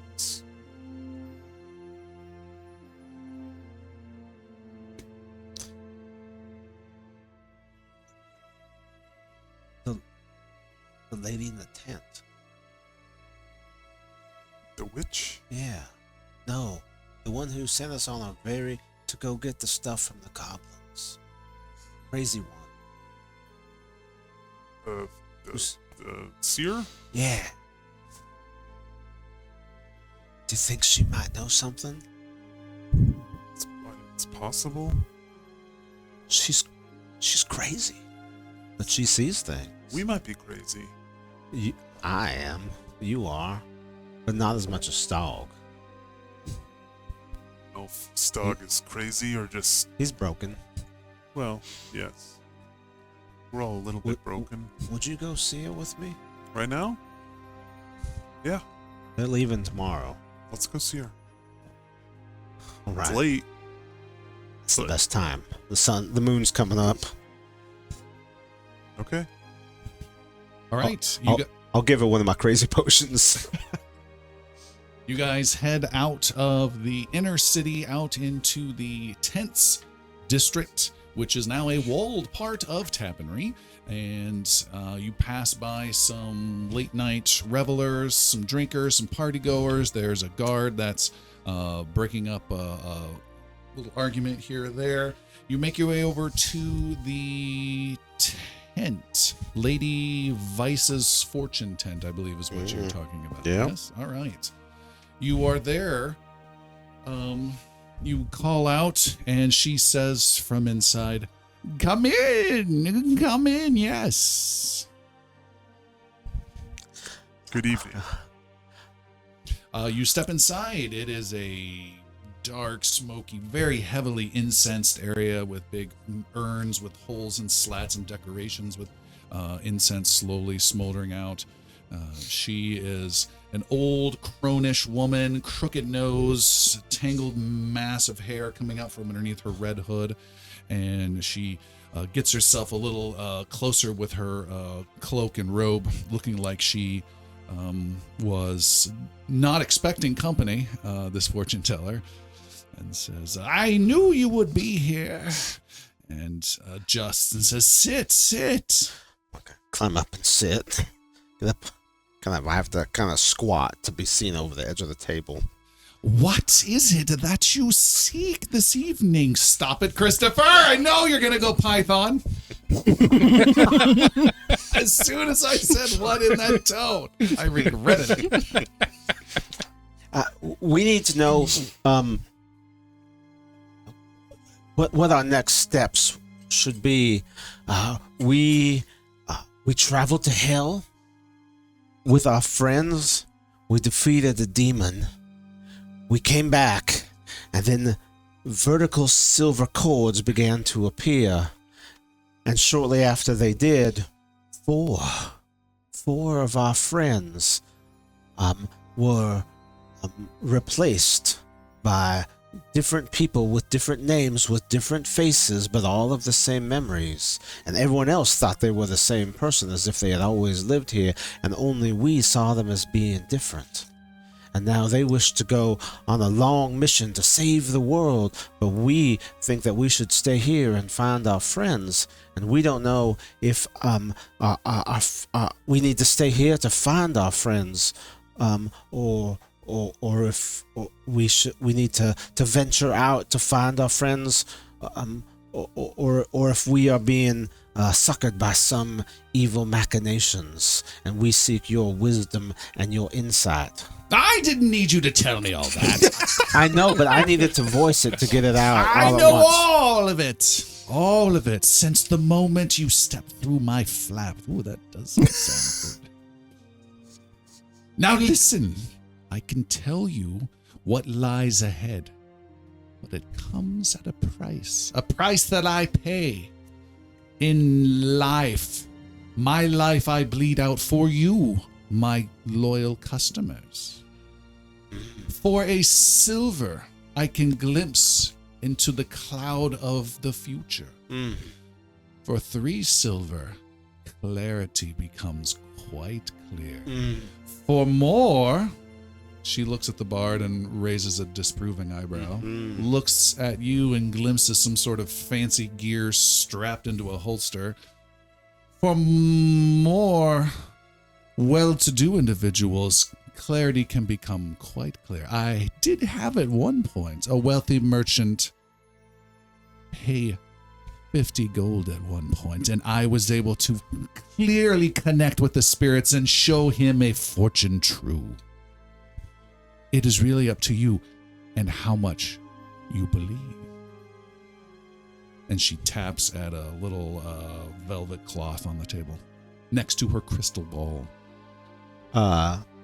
Jericho, who believes fully in visions of the future of all kinds, reaches in, pulls out his into his coin pouch, pulls out 30 gold and drops it on the table. And 3 cursed platinum. Oh. You are... Hemlock places 8 silver.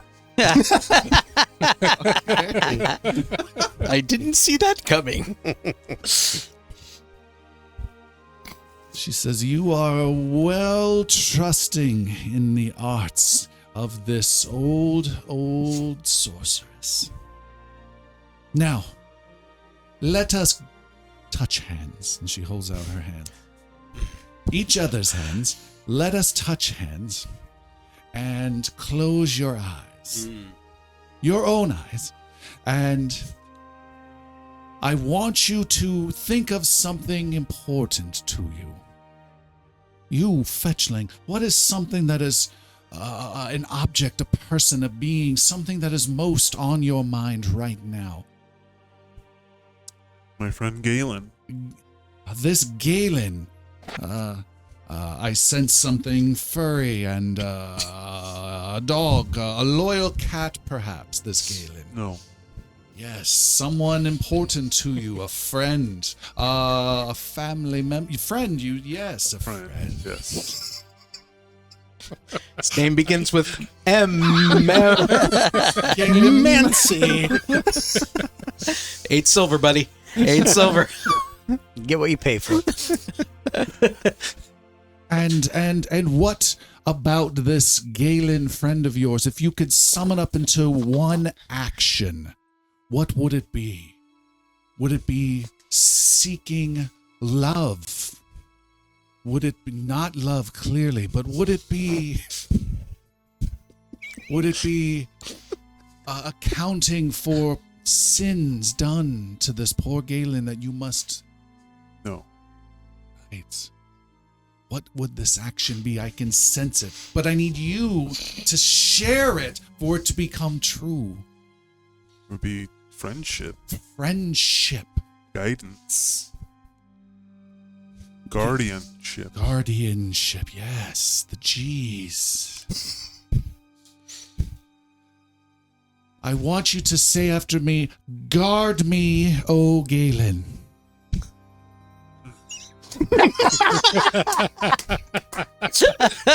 Guard me, O Galen. There, yes, say it again. Guard me, O O Galen. Listen louder now.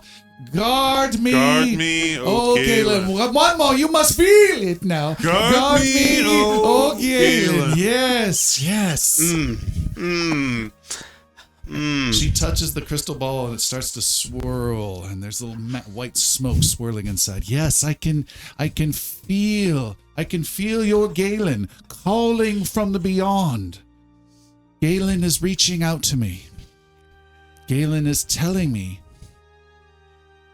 that he or she is all right. Very good. They are in a good place.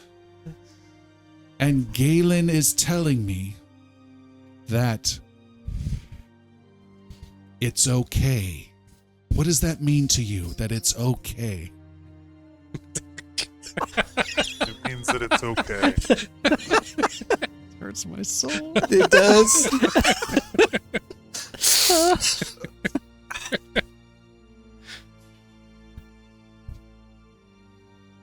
Does that mean something to you? Not very much. I think Because it is not okay.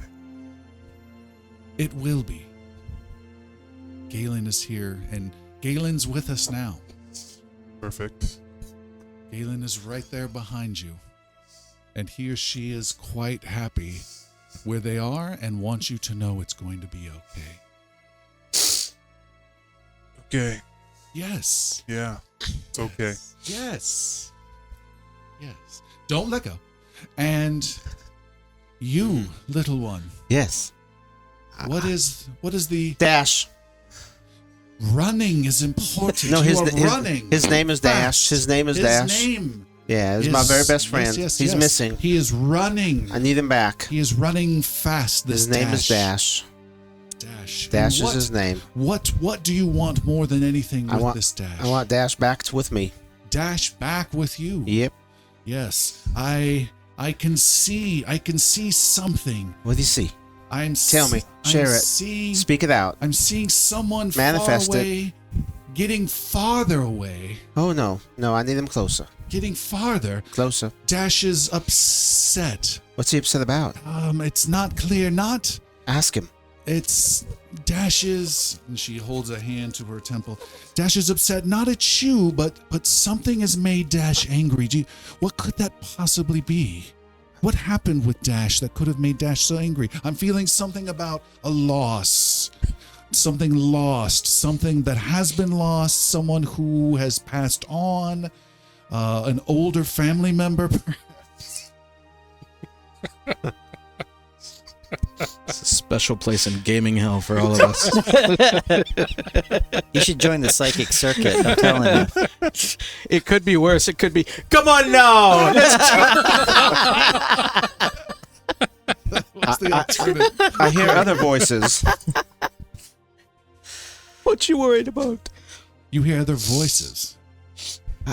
Where's I need Dash back with me. It's unclear. Back We here. might be losing Dash. Perhaps there is more here, she says, tapping at the cloth with your 30 gold. More here. I'll scoot it closer to her.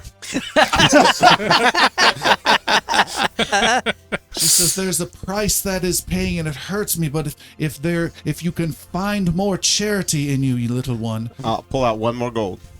She says, even more charity. You can do it. You can reach out and find the answer you're looking for. More. I'll pull out one more gold. I'm sure 50 gold would bring clarity beyond what you could ever dream. I'm sure it would. Oh, we're losing Dash. Dash is far away. I'll reach out and I'll pull back 5 gold. Oh, Dash is gone. I'll pull back 20 gold. So no, that stays with me. I pull it back.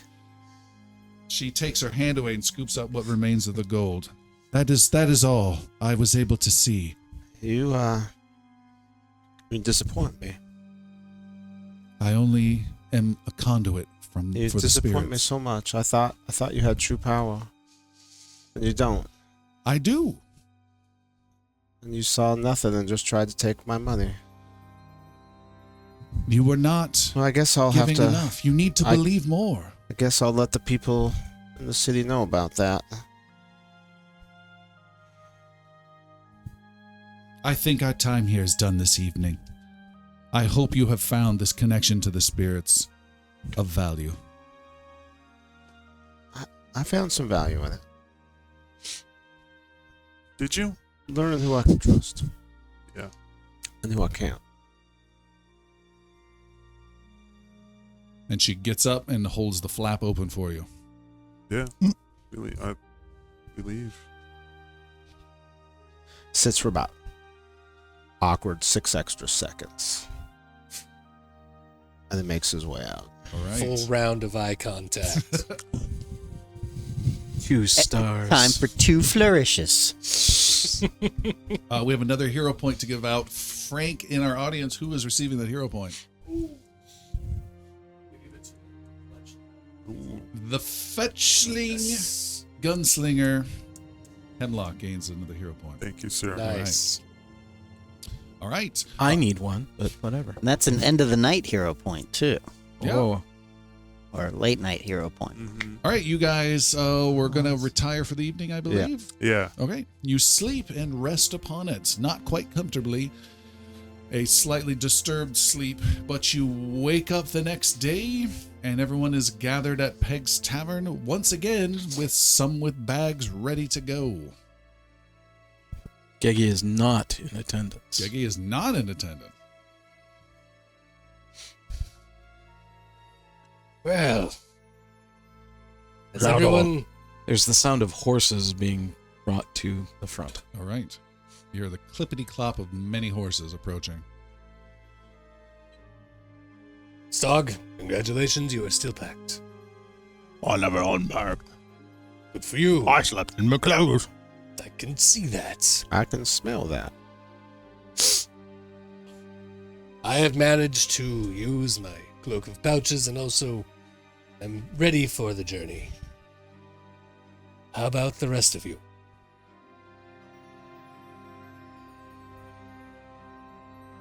I'm not going. Sorry to hear that. Oh. Sorry, Hemlock. Stog. Geggy is at the door. Oh. Jericho, What?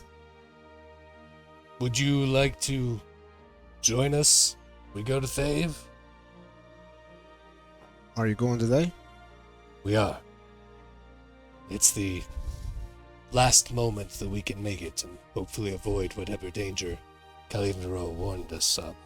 Stog is carving a third Mhm. into his belt. Yep.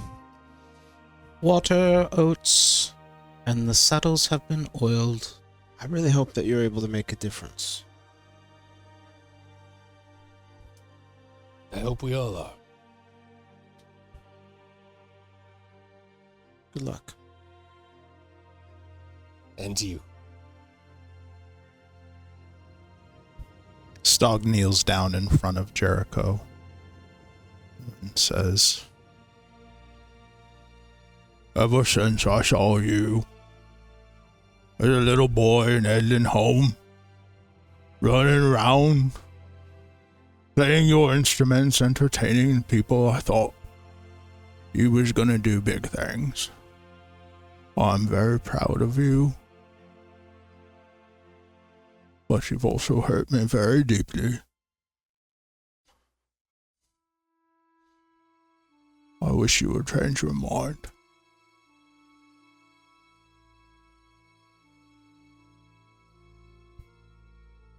Take care of these guys. Big bear hug. Oh, that's a rib. Gegi goes to Hemlock. I have this little drawing, a little crude, but this should be the rough route that we are taking. You find something, you make it quickly back. You can find us here by this time, roughly. No guarantees, but you will have to be quick. It's not safe to travel, but you'll have to be quick. Okay. Might buy you a day, might buy you 2. I wish you the best. I wish you the best. Thank you. And Gegi goes and climbs atop a horse and All right, waits for the it's others. taking a while. Go ahead. It's May the both of you acrobatics, return to reason yeah. soon. And Adoin leaves. All right. The 4 heroes say their goodbyes, take one last look at Peg's Tavern, look up to the upper balcony where Jericho and Hemlock are at, give some motion or salute, and they head out and mount up onto some horses, and you hear them clickety-clackety off on the cobblestones, and that sound disappears. And we have Jericho, yes? We have we'll make other thing, okay. one stop on the way. All right, we have Jericho and Hemlock left behind. It is quiet. It is awkward. You sip at your drinks and eat your oatmeal a little bit. And then what would you like to do? Shall we go back and into the streets looking? Yep. Gotta find Galen All right. And we have to find Dash and Yannick. and Bone. So, Adoin, where are you headed? We are heading to Happly's House of Healing. Okay. You head over to Happly's House of Healing, a simple home that has been turned into a service of a partial crude healing ward at times. The church, the first temple of Carahel, first temple of Carahel, isn't much, as we know, and they don't do a lot, just the one old priest, so he doesn't do a lot of healing there. So this, It's really the second temple that shines. but Happly's house, they definitely do some surgery and repair here of the spirit and soul. You open up the door, there's a little bit of a jingle, and a round-bellied older human comes out, and he's got an apron on, and he's getting some flour off of his hands, and he says, "Oh, good morning to you all. Good morning, Happily. What can we do for you?" Doing healing with flour these days? No, I was making some morning biscuits. Indeed. Would you like one? Yes, please. Yes, a biscuit for the road would be good. I think I know the two of you. You do. You are the guardians of the city, or the guardians of town. Allegedly.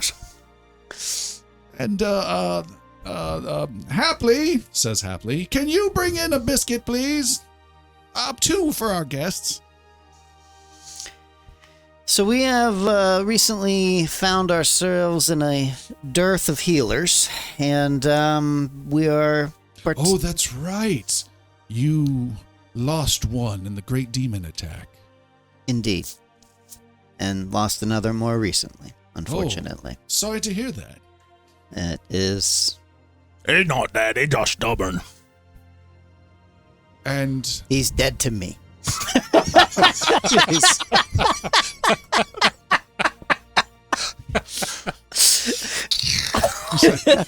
and you have someone who is hurt? Because there's quite a few of you, half a dozen of you guards.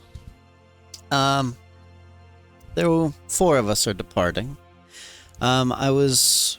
A young man, maybe 19 years old, comes out, who's got flour about his face and hands, and he has a tray of different biscuits. And this must be the Happily Jr. I've heard so much about. He says, "Oh, you've heard of me?" I certainly have. You're a talented and aspiring surgeon, from what I understand. And he just called your name. Right. Biscuit? For our good friend Stog here, he'll take both. Oh. He hasn't even offered it yet, and they're gone. They're gone. They're just crumbs. And the older Happily says, so how can we be of service? Well, I'm hoping that we may be able to find some form of mobile healing services of some nature from you. The mobile healing services. Either a perhaps some potions or your son to accompany us. It's not creepy. He's of age, it's fine. Give us your boy. Oh, not again. All knights have squires. That's what they told me. What is this about? Are you off to war?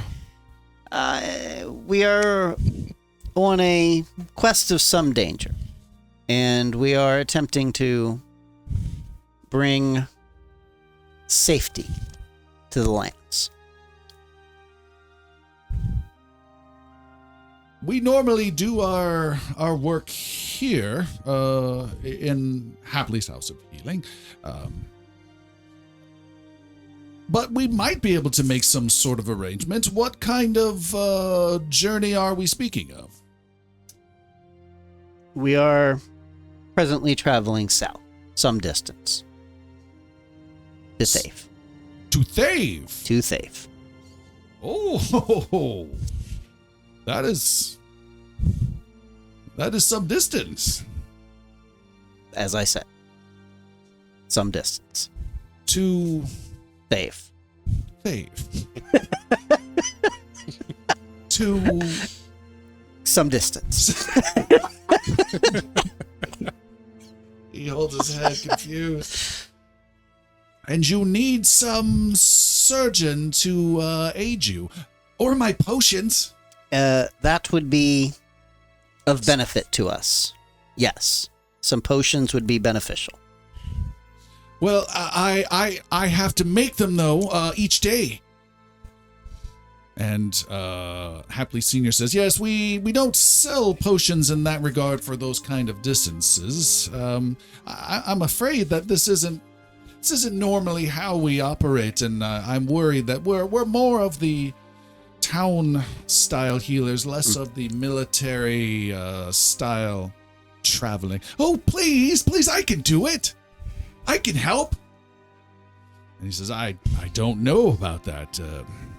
I kind of need you around here.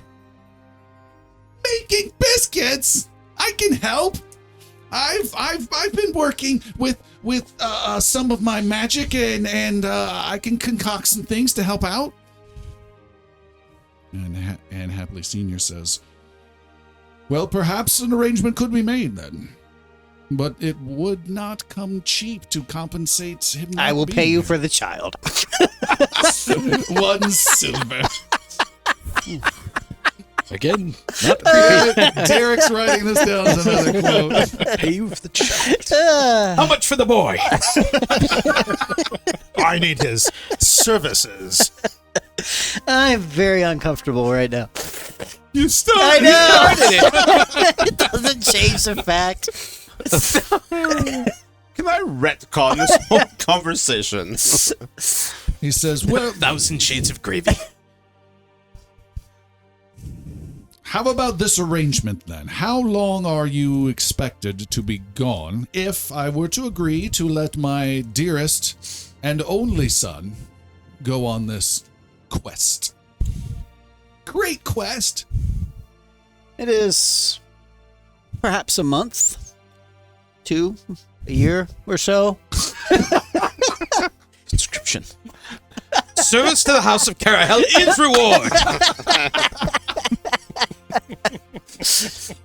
Did I hear you say a year? We would be, I'm sure,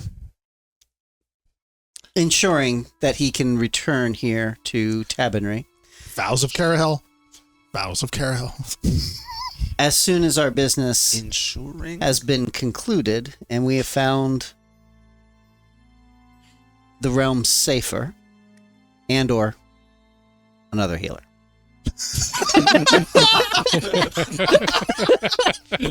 He raises a third eyebrow. He says, I will keep you until you die, or I find someone better. And with you, guardians, great guardians of the town. Yes. I assume you would guarantee Happly Junior's safety. Oh, no. Oh, Guarantee is a strong word. The deliberate laughter outside of a pixie and an old wizard. You would have my vow, as a knight of Carahel, that I will do everything I can to keep him safe. But it is a dangerous quest we are pursuing, and I cannot make any said guarantee other than I will do my absolute best to protect.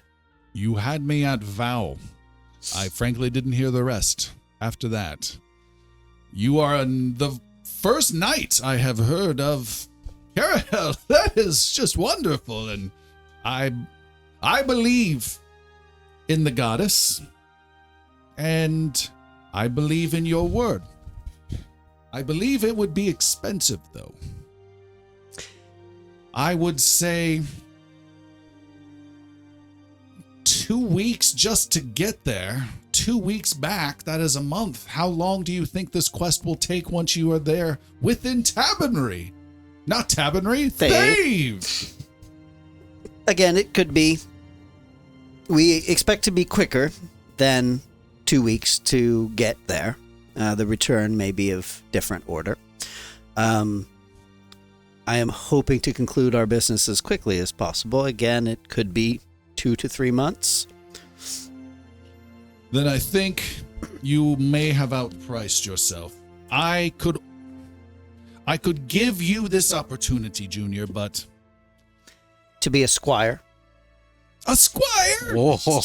He lights up, pulls on his dad's leg. A squire. To the first knight of Carahel would be a great honor.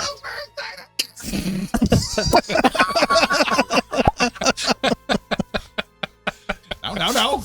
Negotiation. The god of healing and knowledge. In fact, I will require a small stipend.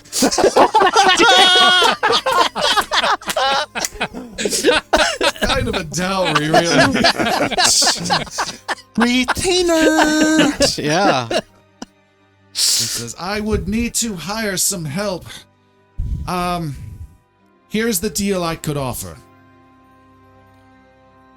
50 gold, 20 now, so I could start hiring someone immediately. 30 upon the return of my son. Gold! Give me a 2 for 75. All right, give me a moment. Hey, a little bit more than a moment. And a gold per day. That is where I said this might be too pricey. Gold per day, the remaining 30 due upon his inevitable return. 60 now. Take it or leave it. Dead or alive. We'll bring you back something. And again, the vow. The vow is very important. How much of your son qualifies as your How son? much is the minimum amount of sun you will take back? One phalange. I will give you 60 gold now, and your son will gain much knowledge in the way of healing, in the pursuit and knowledge of Carahel, as well as experience on the road and other valuable knowledge. When he'll be back, he'll be at level 3. Well, oh, come on, Dad, come on. This will be amazing. Are we taking on a level 1 squire? This kid is toast. First, Go back outside. first fireball. Lightning bolts. He at least gets to roll the He'll be save. in the background. It'll be Hard fun. breath. It's a Dex save of 27, Squire. I rolled a 6. Is that enough? Done. You take 87 points of damage. How much hit points do I have? 13. He says, very well. Wow, that rolled easy. Okay. I will gladly shake the hand of the first knight of Carahel, employing the first son Happly Jr. The first squire of Carahel now as well. And you just hear, Shut up. Listen to me down here. You're in my employ now, boy. don't look at me, Dad. This is how it goes from now on. Oh, sorry. Here's a 60 gold. This is how it goes. He shakes your hand and says, yes, this is awkward. No, Pack your things, boy. You're coming with us. actually, don't bring anything. Don't bring anything. So what were these terms again? Insurance policies don't need a change of clothes. It's fine. 6 months. All right. If I can have a moment with my... No, he's going there. You've already received the gold. And his mother, no. I'm just glad Jericho doesn't know it just took an 8-year-old level 1 boy to replace him. Yeah. We will give you some time to say your farewells. And, oh my God, I can't believe I'm going. Wow, I wasn't expecting this. And, all right, settle down. You know, you must be professional. And Did you just pay for it, child? As a fae, I think you would understand. Wow. I'm personally offended. Personally offended that you cost you 60 gold. could have gotten 20. You clearly need to learn I to could do have just sprinkled it through the forest and had them running to us. He saw you coming a mile away. With like 30 boys in a pen. And I'm the bad guy.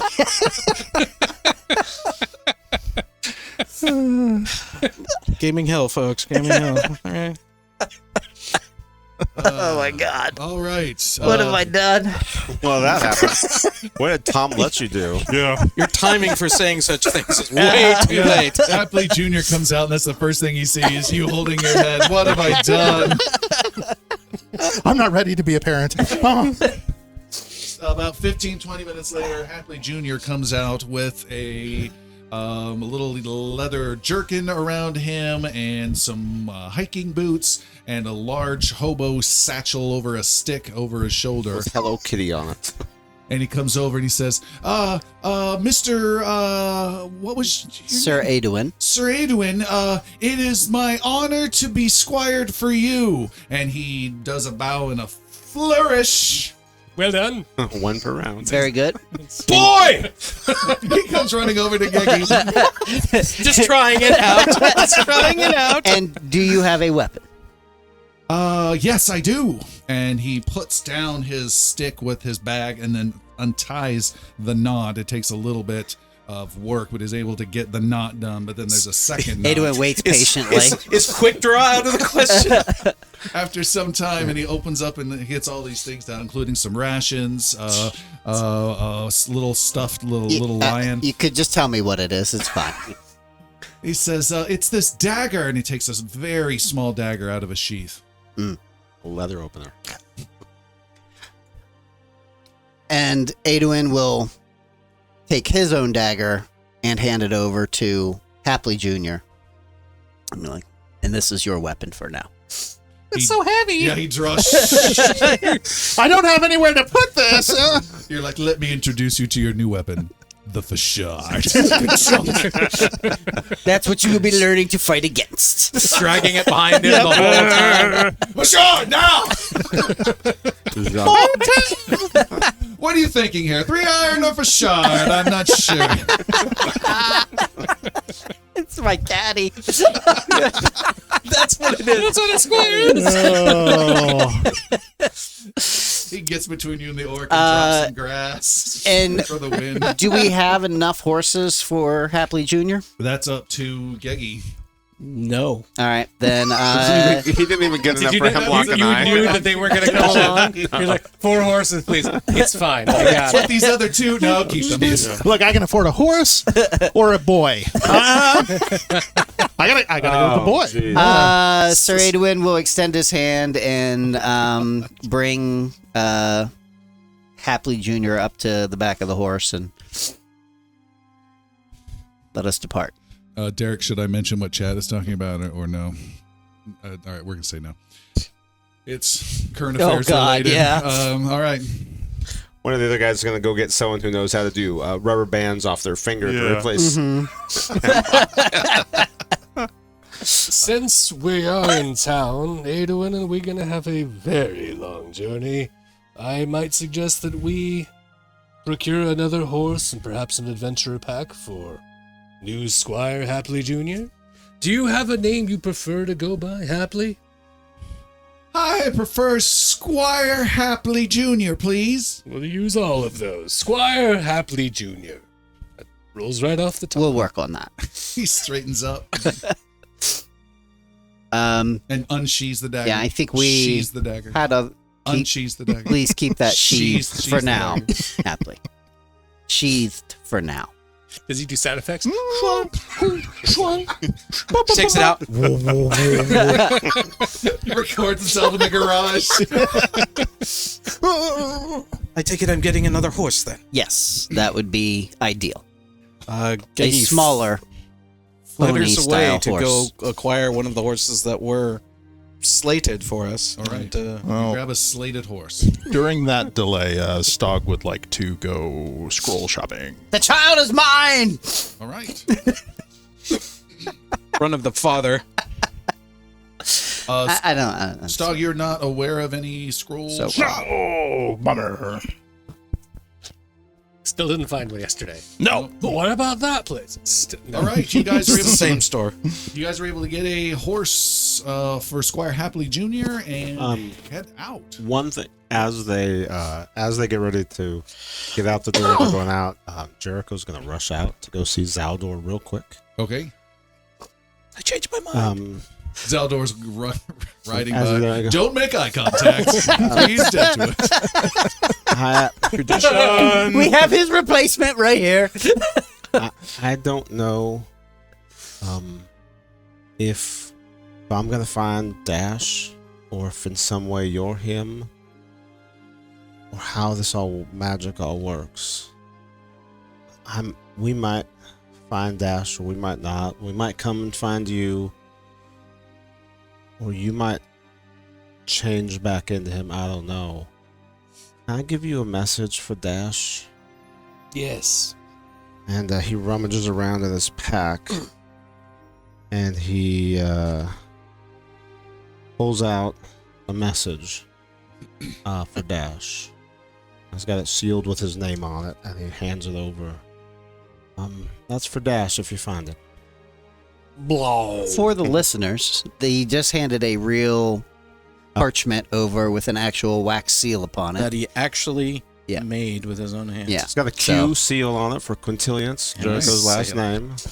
Got Dash's name on it. That's awesome. Made from parchment. My curiosity's piqued. Should be. I will keep this for him. Nice. Solo camera on it. Right now. There it is. Gorgeous. Steady hand. Damn it. All right. Blah. Right there in the cloak of pouch. It's better than the pouch of cloaks is. Try not It's to an die. entirely different pouch. Try not to die. You as well. And he I ru- hope to see you again soon.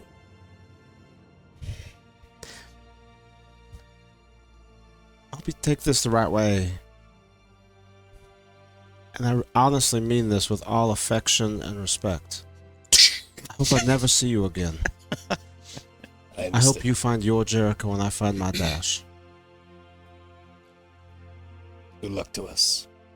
Good luck. The horses ride by, and as they go by Jericho, you see each of your acquaintances as they go by, and then you see someone new who says, "I'm the healer," as he goes right on by you. Okay, I have a spell. Just see how good his healing is. Reaction light beam. And off they ride. You 5 head out of town and make your way out the gate. You travel just a little bit of a distance upriver and cross the bridge and make your way south. A bridge you fought a chained demonic being some time ago, actually. Everest. You cross that same bridge and make your way south towards a large woods you can't even see from this distance of Fenmaro, but it will take a couple days just to reach that south area. A quick question. Yes. I have the ability of covering tracks. Is that just for me, or can I do it for the party? I don't know. I believe it is for the party, but Is it called covering tracks? I believe so. Nope, it is not. Nope. Cover tracks. Close. You cover your tracks, moving at half speed. In some cases, I would say yeah. Okay. There's only one other individual who knows where we're going to be specifically, so But you will move at half speed. it's an option I'm putting out there to everyone if we find ourselves in danger. Right now, Yep. not danger. Later on, we can cover our tracks. And we're worried most about making haste at this point, right? Yes. spend enough time on It's an option. Foolish It's out there. things. Anyway, sorry. waiting You were gonna say foolish things. on other tasks. As you leave the bustling city of Tabanary behind, the landscape gradually opens up into a vast, rolling expanse of beautiful plains. Golden grasses sway gently in the breeze, catching the light of the afternoon sun. Fall has come to Navarre with winter close behind. Still, a few wildflowers bloom in clusters, vibrant reds, purples, and blues dotting the landscape with bursts of color that stand out. The cool breeze this early in the afternoon warns of colder days ahead, and you continue to ride in a single file. Who's in first? Giggy's Yes. always first. Yep. Geggy. That's right. Geggy's seen everything. Geggy's first. You continue to ride. Meanwhile, we have Hemlock and Jericho scouring the city together or Yeah. split up. Together. Together. With you continue to cast Detect Magic. All right. You guys begin that task today. It is morning time, and Stog cuts another notch into his belt. Stog, you're sitting on a uncomfortable rock. You were the last one on guard duty. Are you guys splitting guard duty 5 ways? Four ways. Four ways. Okay. Although with Aduin is taking his duties as Happly's squire duties very seriously. So when Aduin is on duty, Happly's on duty. Oh, okay. So it's 4 shifts then. Yeah. Okay. All right. And he is taking, he's starting to teach him in earnest. Great. You guys are gathered there in the morning. There is food that's being made by Stog, whoever's Surprisingly a good cook. Oh, all right. And what is this first wake-up meal on the trail that Stog has made that everyone is woken up to the aroma of? Oh, he has put a lot of effort into making just the most delightful slices of stale bread and coffee that you've ever seen. And he's very proud of it. Oh, I made this for you. Wake up! Time to go! Wake up, sleepyheads! Squire Happily, On my breakfast. Squire Happily Jr. says, "It's too early. We just got to sleep, it seems like." I don't want to deal with this. Get up, boy! Bring me my Nice dog. He gets up and he starts to eat some of this stale bread, you said? Sure. You can do that after getting the horses ready. Oh, Jesus. this is what Now wash me! but there's no water. Wash me! Great honor, he said. First You've Squire of seen a cat, Carroll. haven't you? At me, boy. At me. Wow. There's nothing weird. Stop looking in this direction. Normal squirely duties. It's in the book. No, you don't need to see the book. I'm so glad we stayed in town. Yeah, really. Because I like sandpaper is how I like it. I want to hear you praying while you do it. Oh my God! Please get help. It's just a dream. Just send me back to home. Just want you guys to know Hemlock's a mandatory reporter, so it's a good thing he stayed behind. 60 gold. Why, Daddy, why? Oh my gosh. We're just down one more layer of hell. Like we thought we had it. No, seriously, he can eat after he gets the horses ready. He gets horses ready. Oh, Everybody starts to get ready. You feast on the terrible meal. After Squire Happly Jr. Helps with the horses and gets them all ready, he comes over, shing, shing, and then eats some of the bread and comes over to you, Stog. It says, Mr. Stog, if you want later, I can show you how to make some proper biscuits when it's your turn for... Oh, I like biscuits.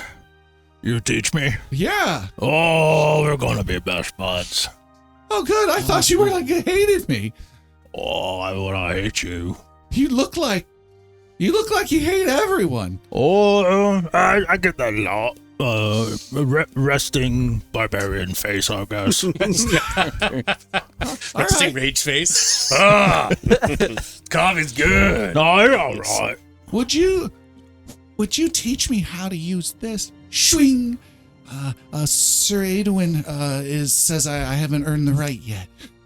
Stog will look over to see what Adwin's doing at this point. Put that back in the sheath, boy. Squire Happily has his back to you, is not showing you in any way, and still Edwin has spotted it.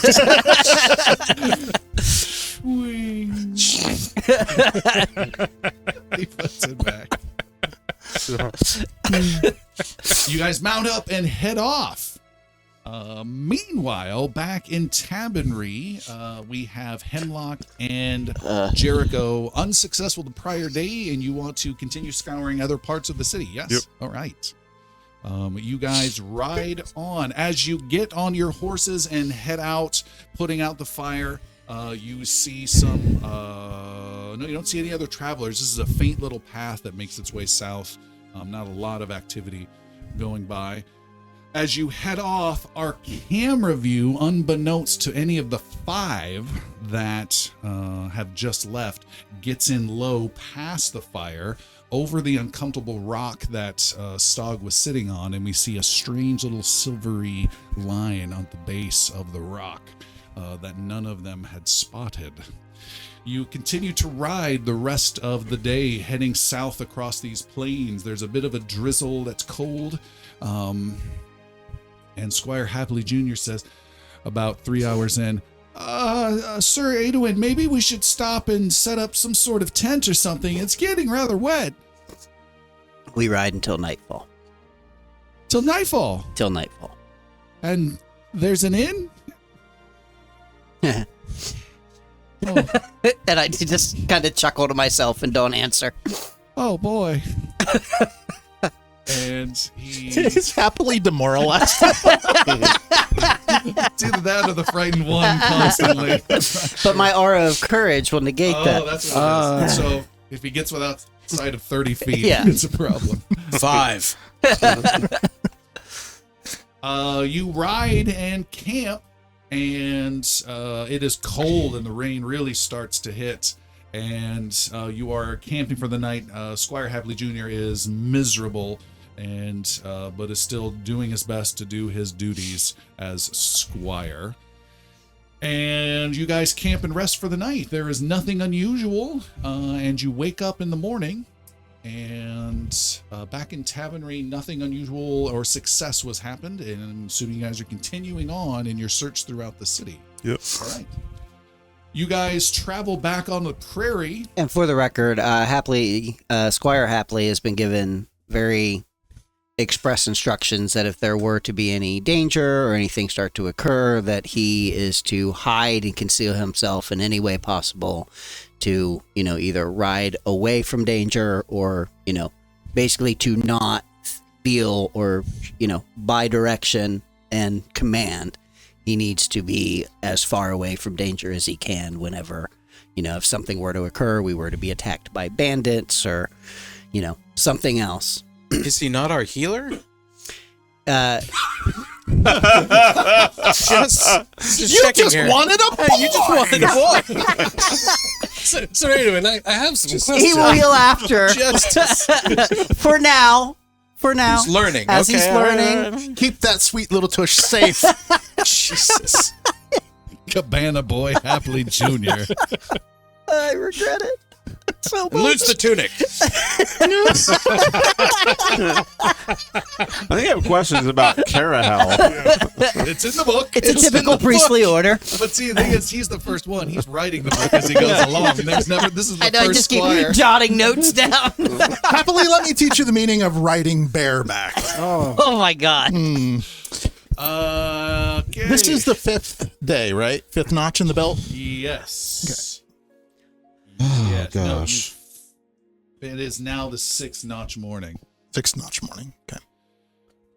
And as you guys are riding out this morning, Squire Happily Jr. Comes to everyone and says, I know I'm here to learn from everyone, but particularly from Sir Aduin, but I also have capabilities as a bit of a medical doctor, and I am able to connect with the supernatural to do some healing that is challenging.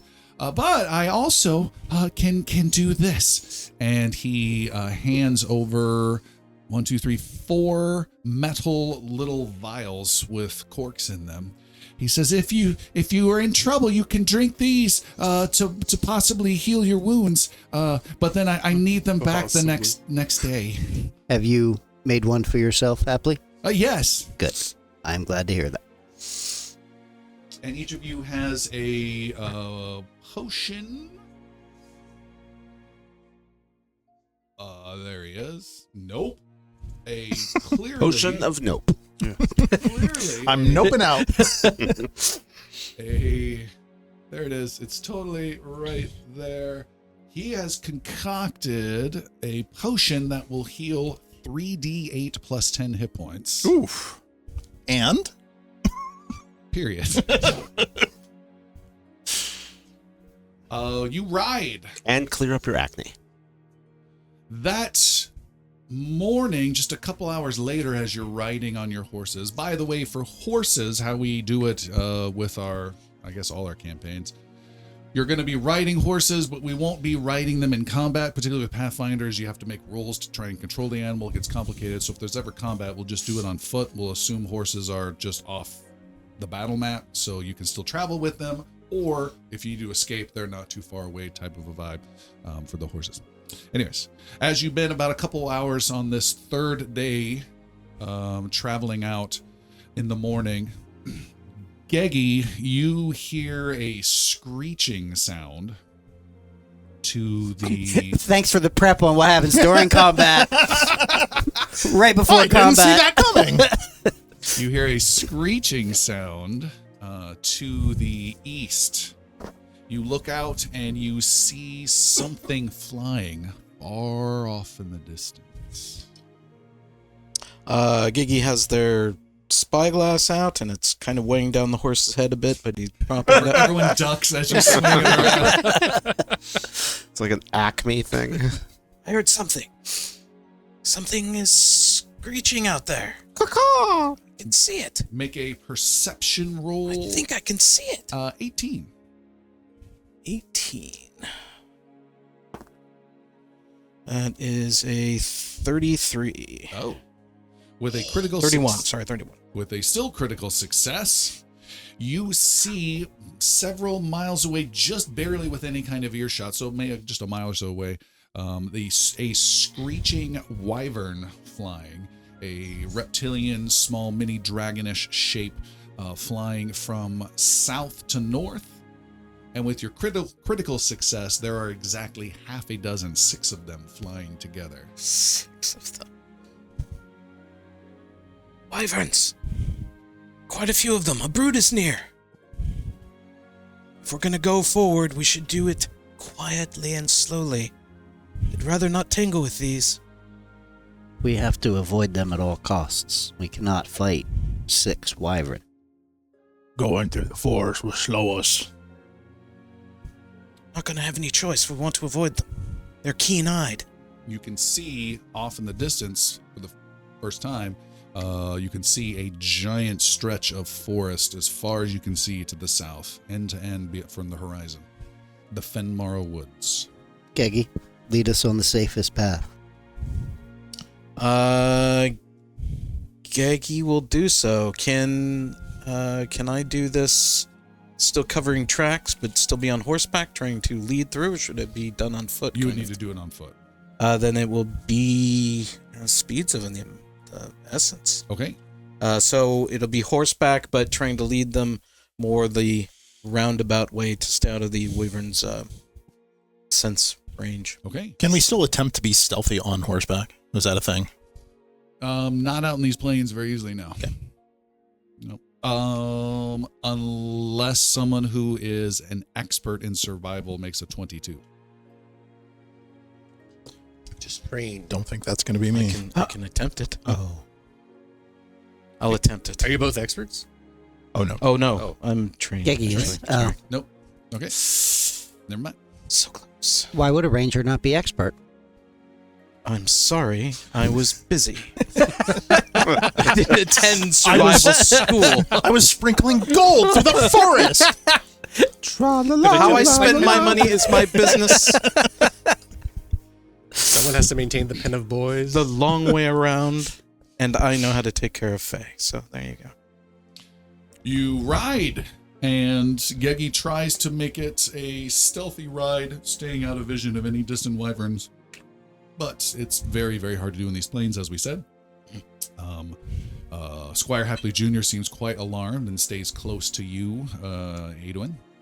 And you guys ride. By a couple more hours, you ride, and the Fenmarrow Woods appears before you, growing larger and larger, these trees. It is an veritable unnatural wall of trees, if you will, in a straight line. There's no slow graduation of little shrubs becoming a couple more sparse trees. It is just a woods that is there. It's meanders about in its angle, but it pretty much goes easterly to a west by northwest stretch, and it is as far as you can see. It stretches quite some distance. There is this small path used maybe by a couple rare traders, but really just for any travelers that want to risk the travel through the Fenmarrow Woods. And you guys are riding on it quickly. And as you do, you see there is a person perched on a tree about 20 feet up on a branch, a cloaked person with a bow slung, sitting casually eating an apple as you ride up. Is there anything identifying this individual? Thick green robe is all you see. Robe or cloak? Cloak, sorry, cloak. Strangers about. Should we hail them? Hello. And I mean, as we're closing, Adwin does. He gets his fashard out, and it's just sitting over his lap at this point. Shing! And it's just sitting over his lap casually. That was Squire. Yes, thank you. He's got it. Well done. And he said that. Well done, Squire. Shings. And I'm gonna, as I swing it, I expect some whooshing sounds. Oh, bam! Kaboom! Zow! Yeah, but not on guard, but you know, obviously, like you know, How you do a fashard? Yeah, we know. yeah, as one does. Okay. Are we in Thave or on the border of Thave? Or? No. So the Fenmarrow Woods is It's covered up by the map. Yeah, I can't. oh, you guys can't see it. I can't see it. Sorry. Fenmar Woods is it's on the stream, but you guys can't see that. It is a massive woods to the south. It is on the border of Navarre and Thave, and both kingdoms call it their own, and no one really wants it. It's a strange place. Okay. It's a silly place. It's a silly place. You guys approach, and the guy with the apple tosses it over his shoulder and hops down as you approach. I guess, Geggy, you're first.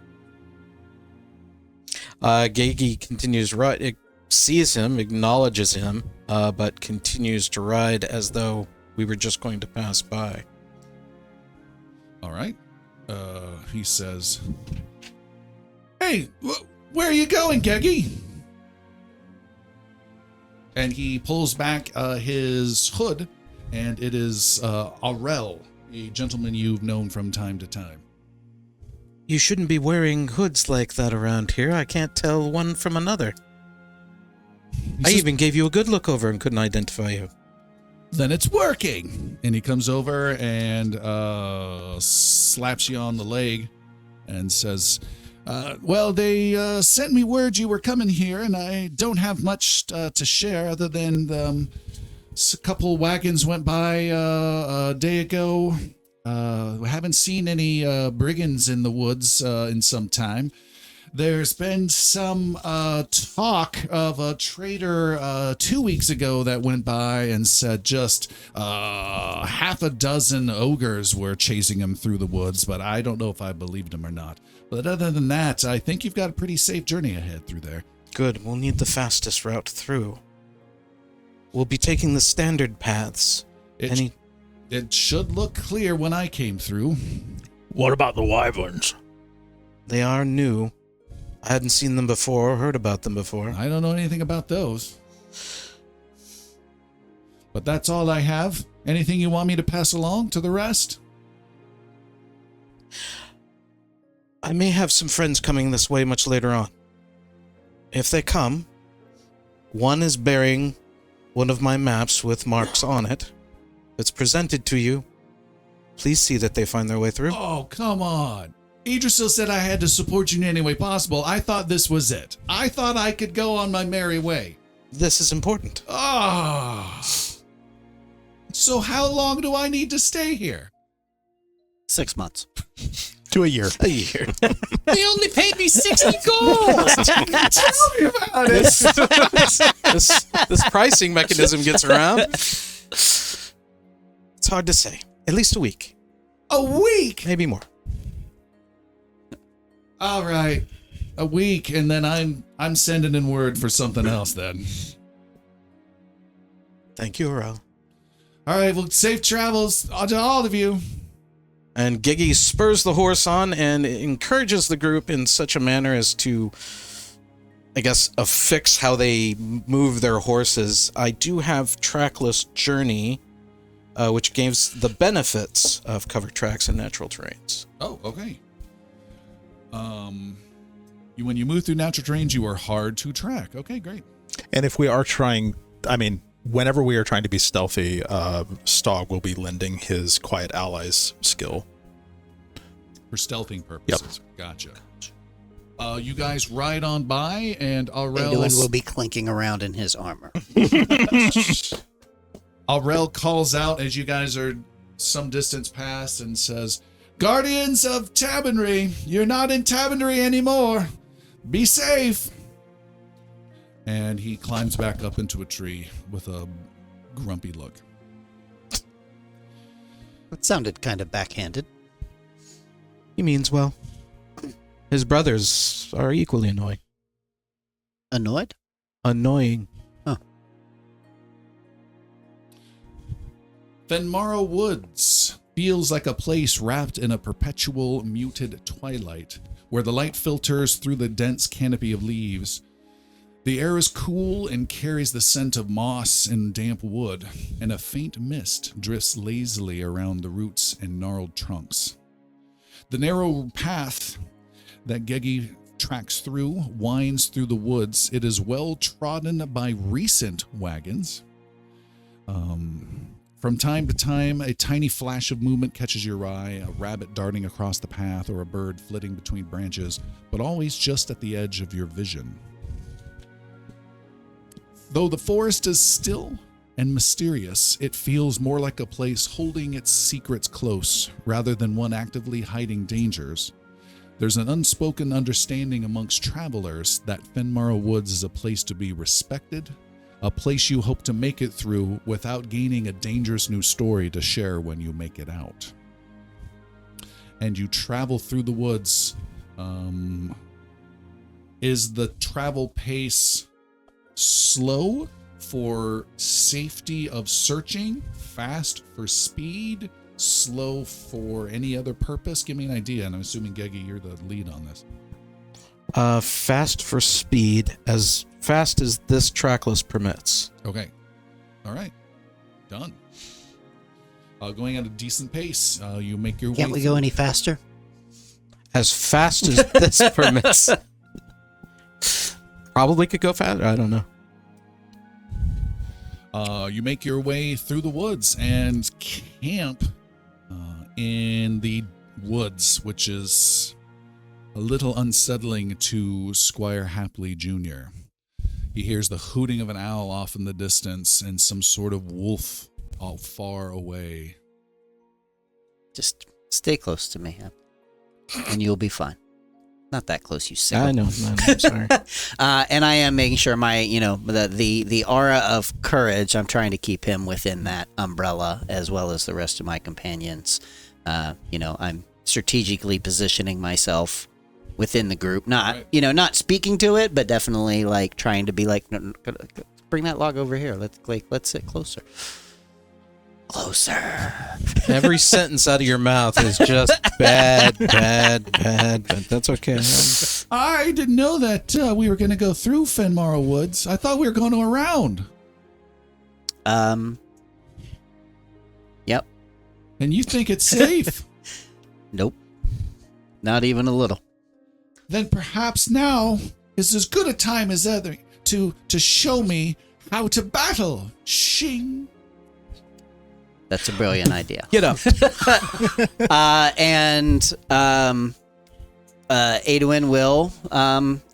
Again, I'm taking his squiring duties quite earnestly, and I will start to show him form. I'm not going to draw, I'm not going to fence him or anything, but start showing him how to properly, hold a dagger, keeping it close to his body, not overextending. Left hand up, right hand up. Hold your gun.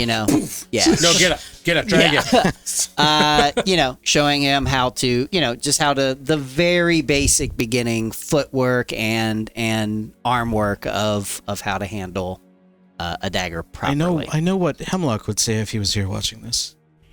He would say, "Swords are good, kid, but there's nothing compared to a good gun." Oh, I've got one of those. No. And a red cloak.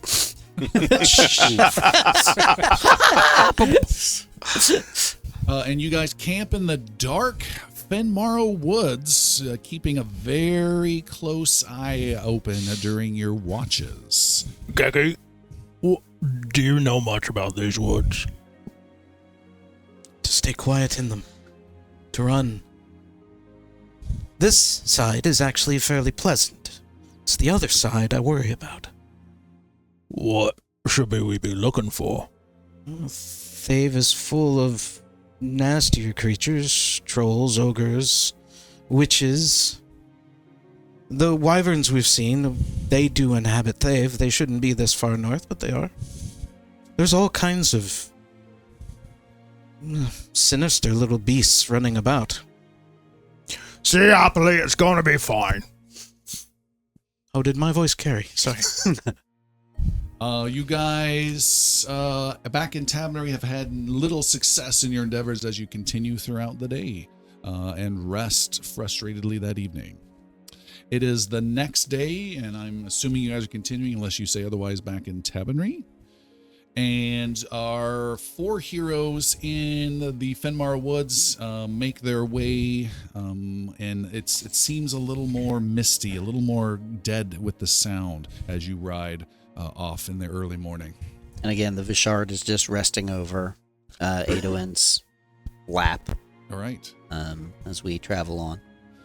After just a couple hours, Gegi, you hear some sounds up ahead. You hear a cry out of pain of someone's voice, and you hear a scream of alarm. You cannot gauge the distance. It can't be that too far ahead, but the path you're on is a little twisty. Do I know of any creatures that bait in this way? I know what your nature is, and I will say you do not know of such a thing. Okay. More screams. We can investigate. If there are those in danger, we must. I was worried you were going to say that. I would argue that You old those who have fool. been in danger And would be in danger, whether or not we Adoin were spurs present. her horse forward faster. This reminds me of But sold. Okay. All right, Adoin and Squire Happly Jr. are leading the charge. Happily, if there is danger, remember, stay small, stay away from it. Stay guard, small. guard the horses. Guard the horses, yes, sir. Guard the horses. Guard the horses. And give me your potion. He fumbles and No, gets I'm you. kidding. Oh, okay. And Stog is on Adoin's heels. Okay. Zoldor, are you coming? Yes, I'm coming. All right. We must guard all things, even not in Tavernry. Apparently. The joints of an older guy in the early morning take a while to warm up. Riding fast, Adoin, with a squire behind you, which is exciting. You see up ahead there is a wagon with two horses on it, a covered top to it that is torn, and a man on the ground who is being aided by a woman, and he looks to be injured. Adoin slows and I guess leaves, like, at an appropriate distance, is going to leave Happly with the horse, and is looking for danger as he's approaching, trying to discern what might have torn the roof off of the wagon. Okay. You look about. Approaching Wyverns. quickly, but Gegi says. cautiously. Okay. What attacked you? So Stog's there. Just He right did past say he you. was right on my heels, All so right. There's people on the ground in front of us. What attacked you? The woman who's over the man, he is bleeding profusely, and she's wrapping him up. She turns around and draws a crossbow that is empty and points it at you, and she says, stay your ground. Don't come any closer. we will not harm you. We are travelers passing, and we see you are in danger. What attacked you? You hear, Gegi, as you approach with your keen ears, more sounds of screams even further on. She says, our friends, they've been attacked. Large spiders attack them. They need help. Happily, Please. stay and help this man if you can, and stay with these folks, and Adoin will charge forward. He would charge forward with... All right, I just got it. Hey, dude! Son of You forgot your horse! Squire Happily remains behind while Adoin and Zaldor ride off. Gegi's in close Stog pursuit. right there. Okay. Yep. In close pursuit, you guys ride off, and through the woods, you see and hear a stream, smallish river, going by, and can see on a bridge are two wagons that are under direct assault by two large spiders, big, heavy, slightly larger than horse in height spiders, but their legs coming up a little bit higher. They are creeping over these wagons. You can hear people inside trying to fight them off as best they can, and we have a battle on our hands right now, is what we have, and I am activating that. And we have our four heroes on the west side of this, and then we have a bridge 2 wagons, 2 spiders, and people inside that are trying to stay alive. I am rolling initiative as Derek gets the battle map slowly going. I love Jack Kerouac's animated spell effects. That is one of the best things I've seen. Let's see, we'll activate again. Get him there. Reload. See if we can, otherwise we'll do Theater of the Mind. Rolling initiative. First up are these spiders themselves. Dang. So With massive initiative. They attack. They are just, wow, single digit, not single digit. You hear another scream from one of the covered wagons, and the map is not, you don't have a token. I can fix that for you. Here. Ba-da-da-da-da-da-da. it's a really small initiative list, you guys. It's sad. Perilously small. Trying now. That's what she said. Why was she worried about the initiative list? It was the perilously small part that she was worried about. Wait. There we go. Oh, my goodness. Why did it have to be spiders? Gross. They're huge. Is that a You bridge? should be able to It is a control bridge. Bridge, Yeah. Okay. on the west. Spiders have injured someone. You can hear a cry, and they are done. It is, well, of course, Geggy is next. Where'd you come from? The first and closest spider is marked. And we'll do a hunted shot, and we'll see where we're at with this creature. Does it suffer from precision effects? I don't know. Just want to know if I need to roll a die or not. I don't know. I'm going to roll a die. I don't know. Here we go! And I'm rolling that number. Jesus.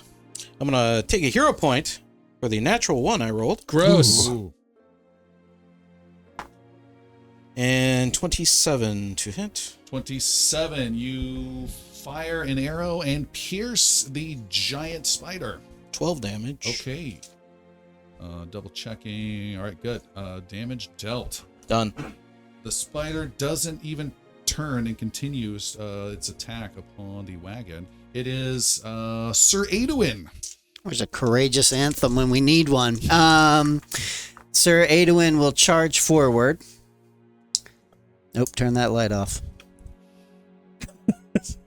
I mean, I feel better about it. Yeah, but it's gonna confuse people. That's 25 feet. Okay. As an elf, I should be traveling 30 feet. It's 25 feet for now. And then I will move a second time, and I'm going to move slightly as far past as I can while still being at it. And then I will turn and take a mighty swipe with my handy Thashard. Okay. And I rolled a 2, so I'm going to use my hero point, and I'm going to put that die away. And then roll again. And a much better roll. On the die was 16. The Thashard is plus 14, so that's a 30 to hit. 30 to hit is a hit. And that has my rune of striking, so that's 2 damage dice plus boop, boop, boop, boop, boop, boop, plus 4. 5, 7, 8, 9, 10. Only 11 points of damage, so not 11 huge, but has struck, and that's all 3 of my moves. All right. Stog the mighty barbarian. How high is the bridge? It is not that high. It is maybe 15 feet tall. Okay. He will still fall off. Why did this become lava? Stog's eyes roll back in his head, and he chants in a voice that does sounds very strange coming out of his mouth, and he exploits vulnerability, tries to reach into the minds of these beasts and understand them Okay. deeply. And that is a 18. 18, you fail in your taunt of these creatures. Okay. Then I will move forward 25 feet.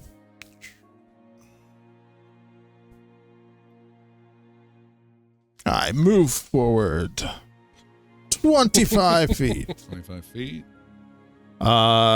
And I'll move another 25. Okay. Unless it puts me directly next to them. Your ownership. Owner should have full control over it. Yes, it does. Okay, bring me back 1. I can't flank from the other side. I can't get around him. Okay, Okay, good. that's my turn. I'm going to kill you and then bring you back, see if that helps out there. I'll see if you can move that back. Stog, no! I'm gonna No worries, I'm back. Yeah, but that shouldn't be it. All right, I'll just do him. Okay, it is the wizard's turn. Zaldo, Wizard of the Seventh Tower. Keeper of the Wind. Zaldor does activate his wind sandstorm all about him, which carries him forward a full 15 feet all on itself. He will go down and just a touch south to make sure that Stog is out of the way of his elemental blast as he casts sandstorm upon the first spider that he sees in front of him. And it's also a natural 1 because it is the Just Fenmore getting them Woods. all out of the way. Forest. It's the forest, I tell you. I use my cursed. 1 hero points and instead roll. Where is it? Yes, that's a 29. 29, you strike successfully. Wonderful. He takes 5 points of. Make sure I get this right. Bludgeoning, piercing, slashing, or electrical damage. Duly noted. All right, 5 points. The creature is not phased in the slightest, but does take that damage. Fantastic. I will then activate my bladed wind sphere and cast it at him as well. He does have a basic reflex save. He doesn't look like he's a very wily fellow. Does this go out in a line? It does, straight right. towards him. 32. That's a critical success, which means that I don't need to add up these numbers at all. I will leave them alone, and there will be a 60-foot line out from where it was sent, and the bladed wind sphere will sit there and hover. All right, done. It is a new round. The spider that's farther on the bridge makes another attack inside to people inside the wagon. You hear another, and somehow takes more damage from an errant swipe with a natural 1 by someone inside the wagon than has been dealt already. It scurries away and then chases further across, clambering over the first wagon and getting right close to Sir Aduin, but it is done. The second spider, who's already been hit a couple times, Well, that wagon is safe now. Can we leave? strikes at Aduin with its fangs, dripping poisonous fangs, or venomous fangs, poisonous Yes, fangs. I'm hearing you. With a Venomous. 32 to hit. 32 will hit. Okay, you take 15 points of piercing damage, and then make a I got it. Fortitude 23 save versus the poison. What? That's Say a very again? big number. 32? 23 fortitude. 23. Okay. That is going to be a 22. All right. Dang. Mark that you are stage 1 poison. You take 3 points of poison damage. And if you can also track stage 1 and 1 round. You can go up and down the stages, but then there's also a maximum number of rounds that will ever have. Understood. Okay. Yes. Also, when it came into my arc, it also takes an attack of opportunity. Yes. Well, this one didn't move. So it was that the previous one? Yes, I'm sorry. The previous one, once it came into my space, it will take an attack of opportunity. What? That is whether when it it comes in, out, or passes- manipulates any object, I get an attack of opportunity. That's cute. A creature within your reach uses a manipulate action or a move action, makes a range attack, or leaves a square during Yeah, during not- a move Oh, action. Not enters. Oh, So, yeah, okay. Opportunity. I don't know about that. because it says within your reach. Makes a move. He's got an extra reach. That's true. Mm-hmm. So it was at, say, 10 feet away. It then continued. So it then left a square. Doesn't say leaving his reach. So I'm going to say for now, go for it. Sweet. Nice. Fashard for the win. That's a natural 20. Yo, let's go! That usually 7, hits. 8, 9, 10, 11, 22 points of damage that was via the Fashard. All right. And it's deadly. So on a critical, I get an extra damage die, and that's an extra 7. And I don't think the deadly is doubled. That is not doubled. No. So it's a total of 29 points of damage. Do you have a specialization with your Fashard that does something else, like trip? And I so don't have that ability. Just thought I'd ask. Yes, thank you. And Not we yet. talked about that last time, and I still need to gain, I think, like 2 more levels before I get that. Feeling confident with the poison barely affecting you and hurting the first spider. The second one poisons you, and then the second one tries to poison you again, but it feels like it's got you and very slowly goes to sink. And you're able to trigger a free attack with a natural 1 on Sweet! this. Again. All right, Wow. let's do that. That is, yeah. Feel alive. 27 to hit. Is a hit. And then that's going to be 7, 8, 9, 10, 11 points of This damage is the again. Spider 2. His third attack is going to be to try and knock you down with a leg. 16 is a miss. Yeah, no. You also hear skittering to the northeast, Damn it. and a third spider appears. And you also hear a closer skittering just to the south of Zaldor, Oh, crap. amongst the spidery webs there. Yeah, I see it. And they are more. There are 4 spiders now in place. However, it is the pixie's turn. Guggy. All right. I have my marked target, which is spider number 1, and we'll attack. 2, really, but continue. Oh, okay. Was that your hand signal, Derek? He knows what's going on. 29, no. That is a +2. 31 to hit. Is a critical hit on the spider. Fantastic. That is... Alan and Seth are enjoying this immensely. Hey, Hemlock, watch out. There's a spider on the table right next to your hand. Wait, I got it for you. It's okay. That was a big one. Mm-hmm. That is 38 points of damage. Woohoo! Jesus. You strike straight and true. The spider gives out a horrible screech. You hear someone say, "Hold on, there's someone out there helping!"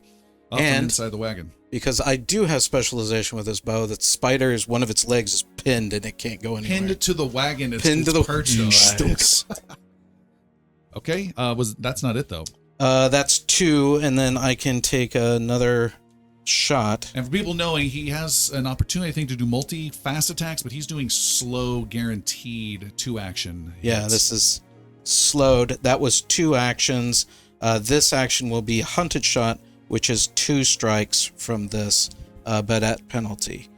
So I did the first one, so this is now at that level. So wait, you do 1 attack for 2 actions, but then you do 2 attacks for 1 action? Right, but it adds the You're penalty. the weirdest bow man Thank you ever. very much. 25. 25 is a hit. Nice. This is 11 points of damage. Okay, done. And Just peppering this poor innocent creature. is that plus? I think that's your last 5. action. This is the last action was 2 strikes at once. Oh, okay. So this is that. Is 18 to hit? Nope. Okay. All right. 21's its AC. Adwin. You've got 2 spiders around you, and a couple more just appeared. One across the river, one behind in the woods. I am going to delay my action until after. Someone else goes. Yes. Completes their turn. Okay. Yes. Stog the Barbarian. Until after Stog goes. in Stog fact. will attempt yet again to learn about this creature peering into the darkness and through the veil, and we'll spend a hero point. What did you roll? A natural 1. It's the forest! That is a 22. You succeed and pierce it with your secret barbarian knowledge. Woo! And you will quickly know that it has no vulnerabilities, but you can get your personal antithesis on it. Yeah, Stog will pull out a symbol, a shamanic type of symbol, a bird skull from his pocket to represent the natural predators of these spiders. And that'll give me a +5 to damage, but I also get sympathetic vulnerability, which means that this applies to all creatures of the exact same kind. All right. It applies to all 3 of the spiders, the one close to you on the wagon that's impaled to it, the first spider also close by, the third spider far to the east across the river, and the closer 4th elite giant spider just to the southwest of you about 20 feet. That's what I love hearing. Yeah, Elite giant spider. that's great. Great, super good. What else you got? Can the spider be attacked from the north side? In other words, flanking with... You can just pull that off. All right, great. I will move there. And we will stab at this sucker.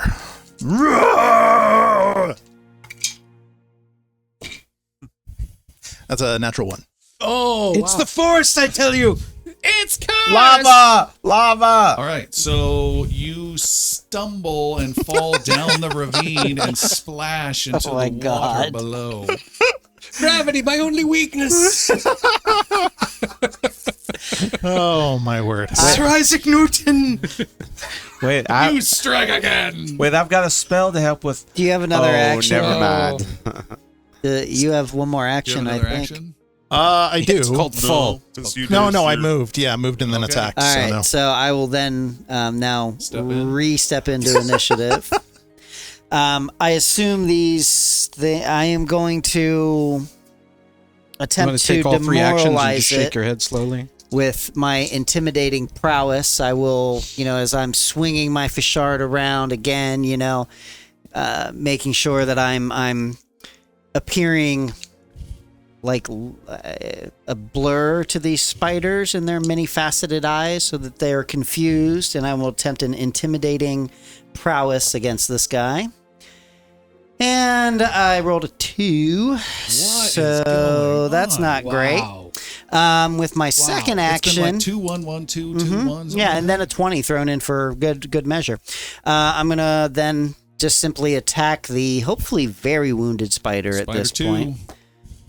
And that will be on the die 15 plus 14, 29 to hit. You hit. And that is going to be 13 points of damage, slashing damage through the fishard. All right. More bloody spider ick is splattered across the bridge. And I will, as my third action, I am going to pull out... No, I'm going to take another swipe. So that will be at plus 10. I rolled a 3, so that's 13 to hit. Okay. Zaldor the Magnificent. Zaldor, Wizard of the Seventh Tower, Keeper of the Air Spheres, and over the Temple Isles. Blah, blah, blah, hit this thing! Is And- really nervous and about befo- seeing and this before you giant. go, this might help you out. There does need to be a hero point awarded by our audience member, Frank. That comes to mind. Who, Frank, is getting the hero point? If you give it to Jericho, I swear to God.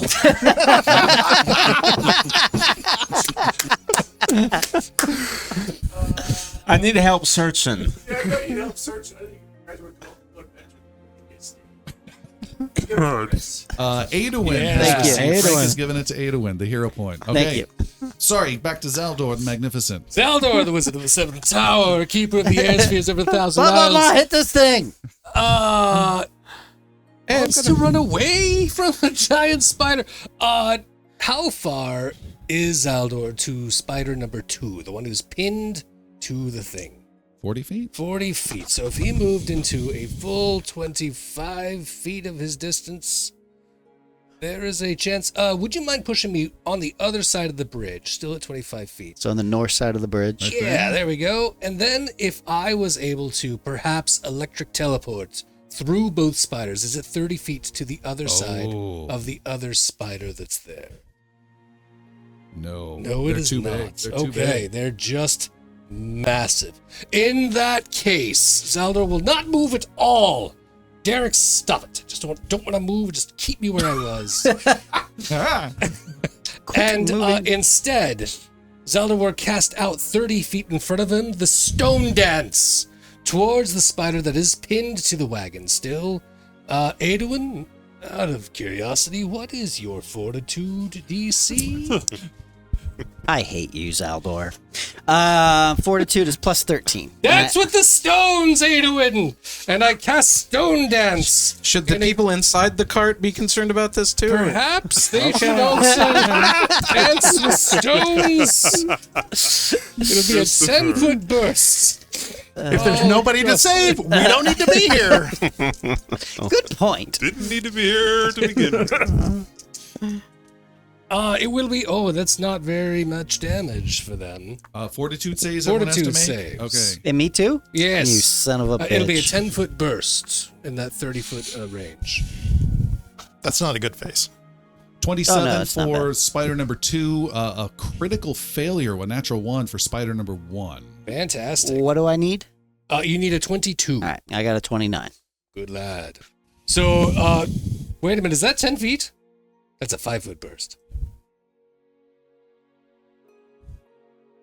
Magic is tricky. Could you center it more on Aeduin?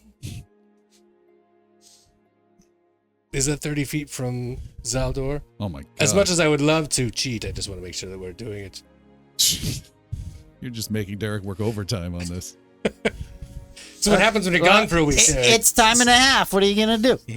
That's 30 feet. Am I not hitting anyone with my 10-foot burst? I'll put my finger on the screen so you can mark it. I will. You still have Yeah, a no, move no. available. So At 30, no, yeah. I'm not going to use the move. At 30, I will you can move hit one of the stone spiders. dance I don't move. instead to the elite spider. Okay. So you don't need to roll. Woo! Elite spiders rolling fortitude. Bring all the people in the wagon back to life. 31. Yeah. Not a critical success, but a success. So he takes half of my 7 points of damage. 3 damage. Take that, All right. And elite spider. Difficult webby rubble around him then? It is. It's not. It is difficult terrain. Correct. Okay, He's cool. not prone. However, the blade spheres that has been swirling around will come back to me. Right by my head. Yeah. The ones right by your head. Oh, And you're come down in the water. I think it's back way- through the spider that was pinned. All right. Basic reflex save again for that one. I'm going to give it a -2 with a 15. That is a fail. Not quite critical, but he will take all of the 1, 2, 3, 4, 5, 9, 10, 11, 12 points. Oh, spider's slashing electrical just getting damage. Shredded left and right. It's barely hanging on. Zaldor, wizard of the 3 damage. And I did take a turn while poisoned, so we need to Yes. resolve that. Good catch. So poison. Do you have that feat of, was it hardiness or something? Fast recovery. Do you have that? I don't think so. All right. So poison. Fortitude Doesn't sound 23. familiar. Fortitude 23. That is going to be a 29. You've cured yourself of the poison. Well done. Easy peasy. For Silly the most juniors fortitude taught guy to there learn. is. All right, it is a new round, and the elite spider makes its way over the difficult terrain, slowly approaching Zaldor, and sinks its fangs in your direction with a 36. Oh, let me double check my. Yes, critical hit. Okay. 52 points Good God. of piercing. What happened? It was max damage possible. Wow. Well, at least now we know It's the what his damage forest. potential is. We're learning a lot. 52 points of damage, and then you feel a burning in the wound. Oh, yes. You must make a fortitude save 23. What is your fortitude modifier? Fortitude modifier is plus 14, Sir Aeduin. 27. Okay, you are not poisoned, Good for you. but then more fangs. Its last action comes down on Zelda. No, But I we also did this already. didn't get critical hit, did I? Well, is that? Twice. 32 to hit. Oh, that is a hit. Just a hit. Just a hit. You take 22 points Oh, of crikey. piercing damage. It's all right. I believe I'm down to 4. It's 4. 4 hit points. You need Yes. to make Oh a no. fortitude save 23 with the poison. Plus 14. Administrative. Like, Alan has this shit-eating grin on his face of you guys went into this without me type look. 24. 24, you are not poisoned. Way to go. Nice. Spider number 1 attacks Adwin since he's right there. 20 to hit with Miss. fangs. 25 to hit with fangs. That will hit. Make your fort save and take 19 points of piercing. Fort save, you said it was 22? 23. 23. I did pass that. All right. Take your 19 damage and then a 19. 25 with a clumsy leg attack. And that will hit. For 14 points of damage. And that's it. 49 is where I'm at. I concur. All right. Spider number 1 is going to, or spider number 2 actually, this is spider number 2, is going to pull its leg free, I think. It spends an action, makes an athletics check. Does that sound about right, Archer? Sounds right. I'm going to assume a 34 is a success. Is that a manipulate action? Yeah, it is. So I take an attack of opportunity. That is gonna miss. Okay. That was a bad roll. And then it strikes carefully with its fangs with a 32 to hit you, sir. Me? Yes. That'll hit. Okay. You take 23 points of piercing. How many do you have left? 26. And then make a fort save, 23 for the poison. Rolled an 18 plus 13, so 31. You're fine. And then it carefully steps back away from you. I'll allow it. And the final spider runs, and climbs over the bridge, over the first wagon, and gets right over the partially submerged barbarian and clings to the side of the bridge, ready to attack, but it is out of actions. Some badly wounded folks, but it is Geggy's turn. You're still on the west side of the river. Fantastic. I have a question. As a ranger, and there are rangers in these woods, can they be called or summoned? No. Okay, just thought I'd check. Horn of Gondor. There's one every 10 yards. It's like a Just- Starbucks. But Just he has a check back in 5 minutes sign hanging. Attack to the spider number 2, my original target. Okay, still marked. Still marked. Trying to back away. That is a fail with a natural 1.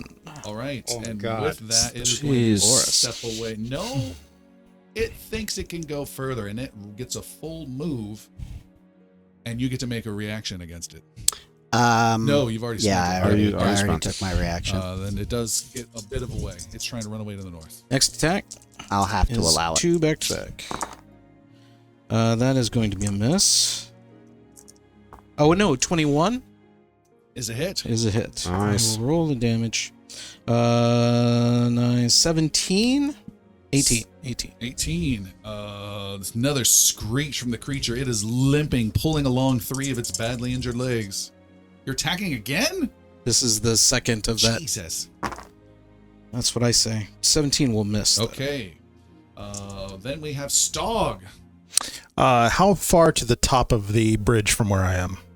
Top of the bridge, 15 feet. Okay. Can Stog apparate up onto the top of the bridge then, please? Yes. Bloop. With barbarian ancient rites, he appears on the top of the wagon. And has the spider directly in front of him and will swing away. Right. That's a little better. That's a 30. Is a hit. Nice. 13 plus 5. Or of courage. 13 Our plus- courageous anthem would have made 13 it a plus critical. 8 is 21, plus 5 is 26. Ooh, Jeez. nice. It's a good hit. 52. And Jeremy looks at his stats again. I want to do that. and seeing that one went so well, he thinks, why not again? Strike! No, that's only going to be a 15. All right. And what is Stog's battle cry? Stog. It is definitely Stog. Okay. It is. Adwin, you got one spider. Spider number 1 still at your heels. Yeah, what's the distance to Zaldor? Rolled half of my damage. All right. I am going to move that distance, 40 feet. You're now side by side with Zaldor. And I am going to lay on hands Zaldor. Oh, all right. And he will heal 18 points of damage. Oh, thank you. And as a free action, I will then cry out to Carahel for another focus point. Be like, allow me to focus, and get and it will have that focus point returned to me Okay. All right. through my desperate prayer. Suddenly, Stog is feeling very alone. On the bridge by himself. I think it's Zaldor's turn. Yes. Yes. Yes. Yes. It is. I feel. Sir Much Adwin's better. about to go down, so because once that elite spider attacks him, You know, I mean, I can't really lay hands on you as much, but I mean, you can. I not your squire. A last embrace? Is that what it is? Yeah. So, feeling quite a bit more rejuvenated. Thank you very much. Zaldor will start zapping himself up and do an electric teleport straight through the spider by 30 feet. And he must make a basic reflex save or take all of this electrical pain. Oh, those are the wrong dice. All of this electrical pain. Basic reflex, I heard. 33. That is a critical success. Should I just stop doing what I'm doing? Yep. Disappointing rolls of these freaking freaks of freaking You need things nature. that do The attack freaking rolls. Finmaro freaking woods of critical fails. Zaldor the even-tempered. Zaldor, out of frustration, will turn around and fling a sandstorm right into the multiple eyes of the spider, attacking it for The a elite. total of 34. 34 on the elite. On the elite, sorry, 32. 32 is a hit. All right. It will take.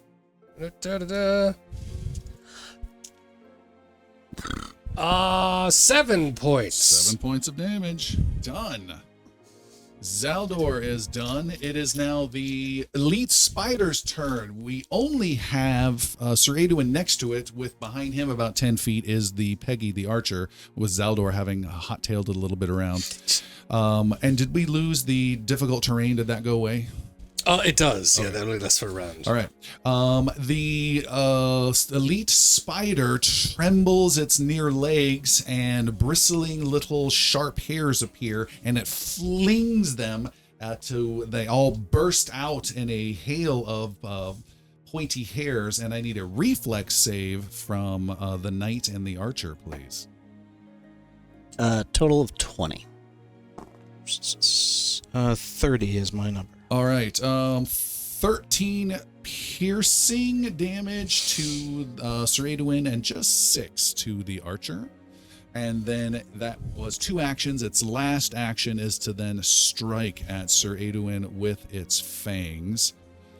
With a 30 to hit. That will hit. Hold And fast. You take 21 points of damage. Adwin's down. And then Jeez.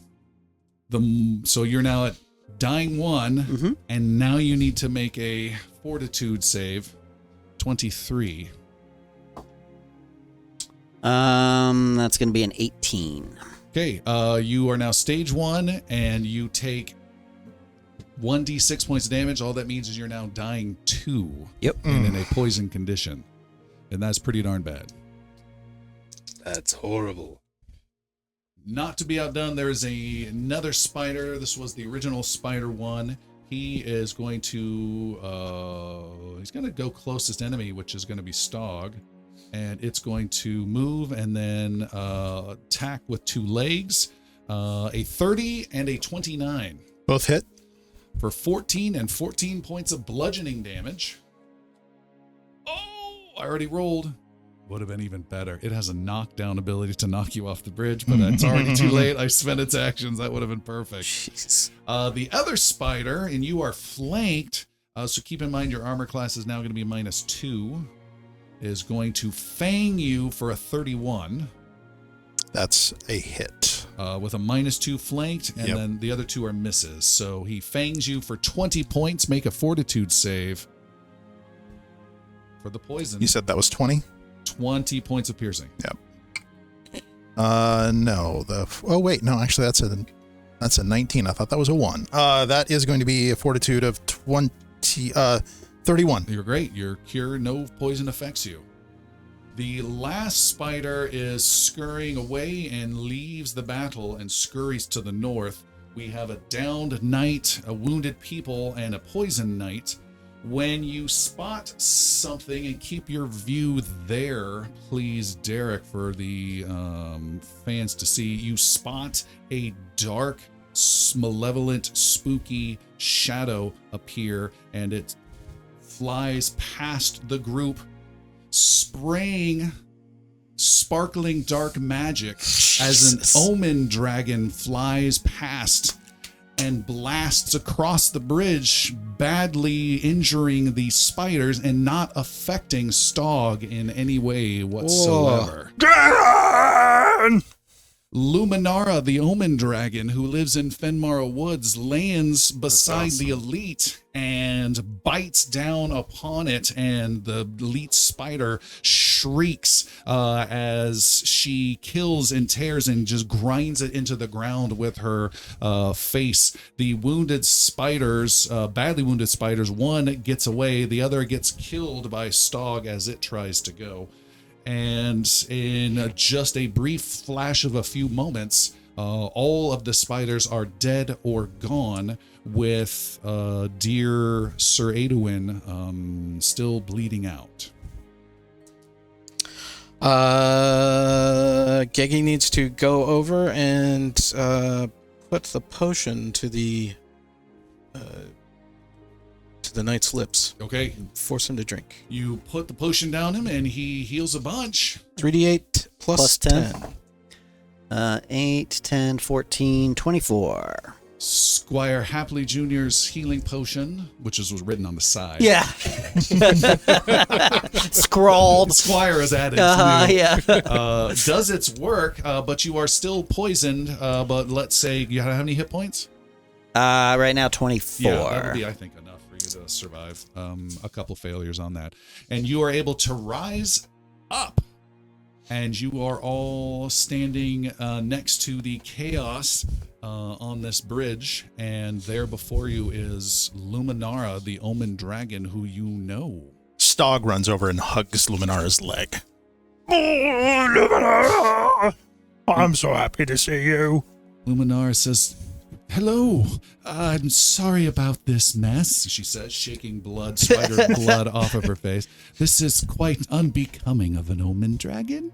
And Sir Aduin bows to her. Your arrival is well timed, friend. But of course it is. Indeed. Almost. Geggy dashes past the omen dragon of all things and goes to the other people to see if he knows anyone in the wagons. All right. You go and check on the people. You do not recognize them. They seem to be traders. Traitors! With a D. But you're able to reassure them and start to help them get out and check on some of their wounds. The dragon turns to the other three and says, "Ah, my friends, you have found your way to my forest after all. It is good to see you, Stog." And points with her big wing. Geggy. She cocks her head slightly in confusion. Aduin and Zaldor. Interesting. Your names feel strange on my tongue. It's because you didn't use the entire name. It's Zaldor, Wizard of the Seventh Tower, Keeper of the Air Spheres over the 1,000 Dials. And she decimates you with some sparkling goodness. Can you elaborate on that a bit? I find that there is something amiss here. Something isn't right. And she kind of moves a wing over. She reaches out as delicately as she can with a wing and pokes you, Stog, in the chest to see if, I don't know, you're a Pillsbury dough man or something. Hold on. Do that again, please. Thanks, Scooby. All right, so that was awesome. She says, the fabric is unraveling in strange ways. That is interesting. Our two other friends that you know, Hemlock and Jericho, Yes. have complained that we are not ourselves, that they believed us to be these other figures. I believe the names were something along the line of Thon and Yannick and Dash. Oh my god. I can't remember your name. It is unraveling. And Galen. Droll. These others, and they did not recognize us even though we were known as who we are. And that is a weird, maybe not coincidence. Oh, the whole thing is preposterous. I'm me, and I know who I am. And they're safe, by the way. Yes, you are very certain of things, Keki, By the all way. of the time. Well, it is clear that the line of future is frayed and knotted. And she turns to the champion. Yannick, with your connection to your goddess, have you felt anything odd during your travels as of late? I have not. It has seemed completely normal and regular. Then, Aduin, you should keep both eyes open and be ready to find this trouble should it show itself, whatever form this really is. I have been on guard for some time, and it has gotten more concerning now with your words. Though And- I do not blame you, this feels a bad omen. Those are the worst. And you, little kineticist? Yes. Why are you and your friends here, Dash? What brings you through Fenmarrow Forest? We were called by Callian Varro, who indicated that there was a great deal of danger in Creeborn, and that we need to get to Kassir for a dagger. I have seen something of this. My slumber keeps me ever close to my woods, but perhaps, Zaldor, you can explain, why is it that you seek to help? Why do you follow Callian Varro? I know not of who this sorceress was. I do sense her power. Yet when Aduin indicated her strength and her necessary skills, and the fact that if she calls on us, we must answer. She knows many different ways of the future. And if there's any future that's important, it is for young Jericho. She spoke of a great peril to the south, one that we must face as the Wizards of Azimir face evils to the north. Some creature called the Goliath. Things have gotten very hazy for me, and I am not able to see what I've been able to see before. But she gets close, kneeling, almost laying down like maybe a horse on some sort of a ceremony next to you, Zaldor. I have seen a future, a dark one for you, Zaldor. A future where you and all your friends perish. A future where you fail to seek out an important man. So you must find this man, a dealer of tapestries or rugs. He is waiting for you, Zaldor. He will have information that you need. We will see to finding him at once, then. Have you a name of this tapestry salesman? She rises up and says, I do not know that. But you have saved me before. I am happy that I was able to help here, and knew you were coming and was excited for days to know. Although, again, my predictions are different. I thought there might be more than 4. But I believe in what you are doing, though I cannot see it, and I would like to help one more time, if I may. Come close, Geggy. Geggy's a little hesitant, but comes forward. All right. Edward pushes him. Luminara gets back When a up. dragon asks you to come close, you stay. Unless it's a remember bad that in the dragon. manual. Okay. Luminara rises up and opens up her wings, and she Run! says, This is where I shoot you now. "May the breath of the future guide your way."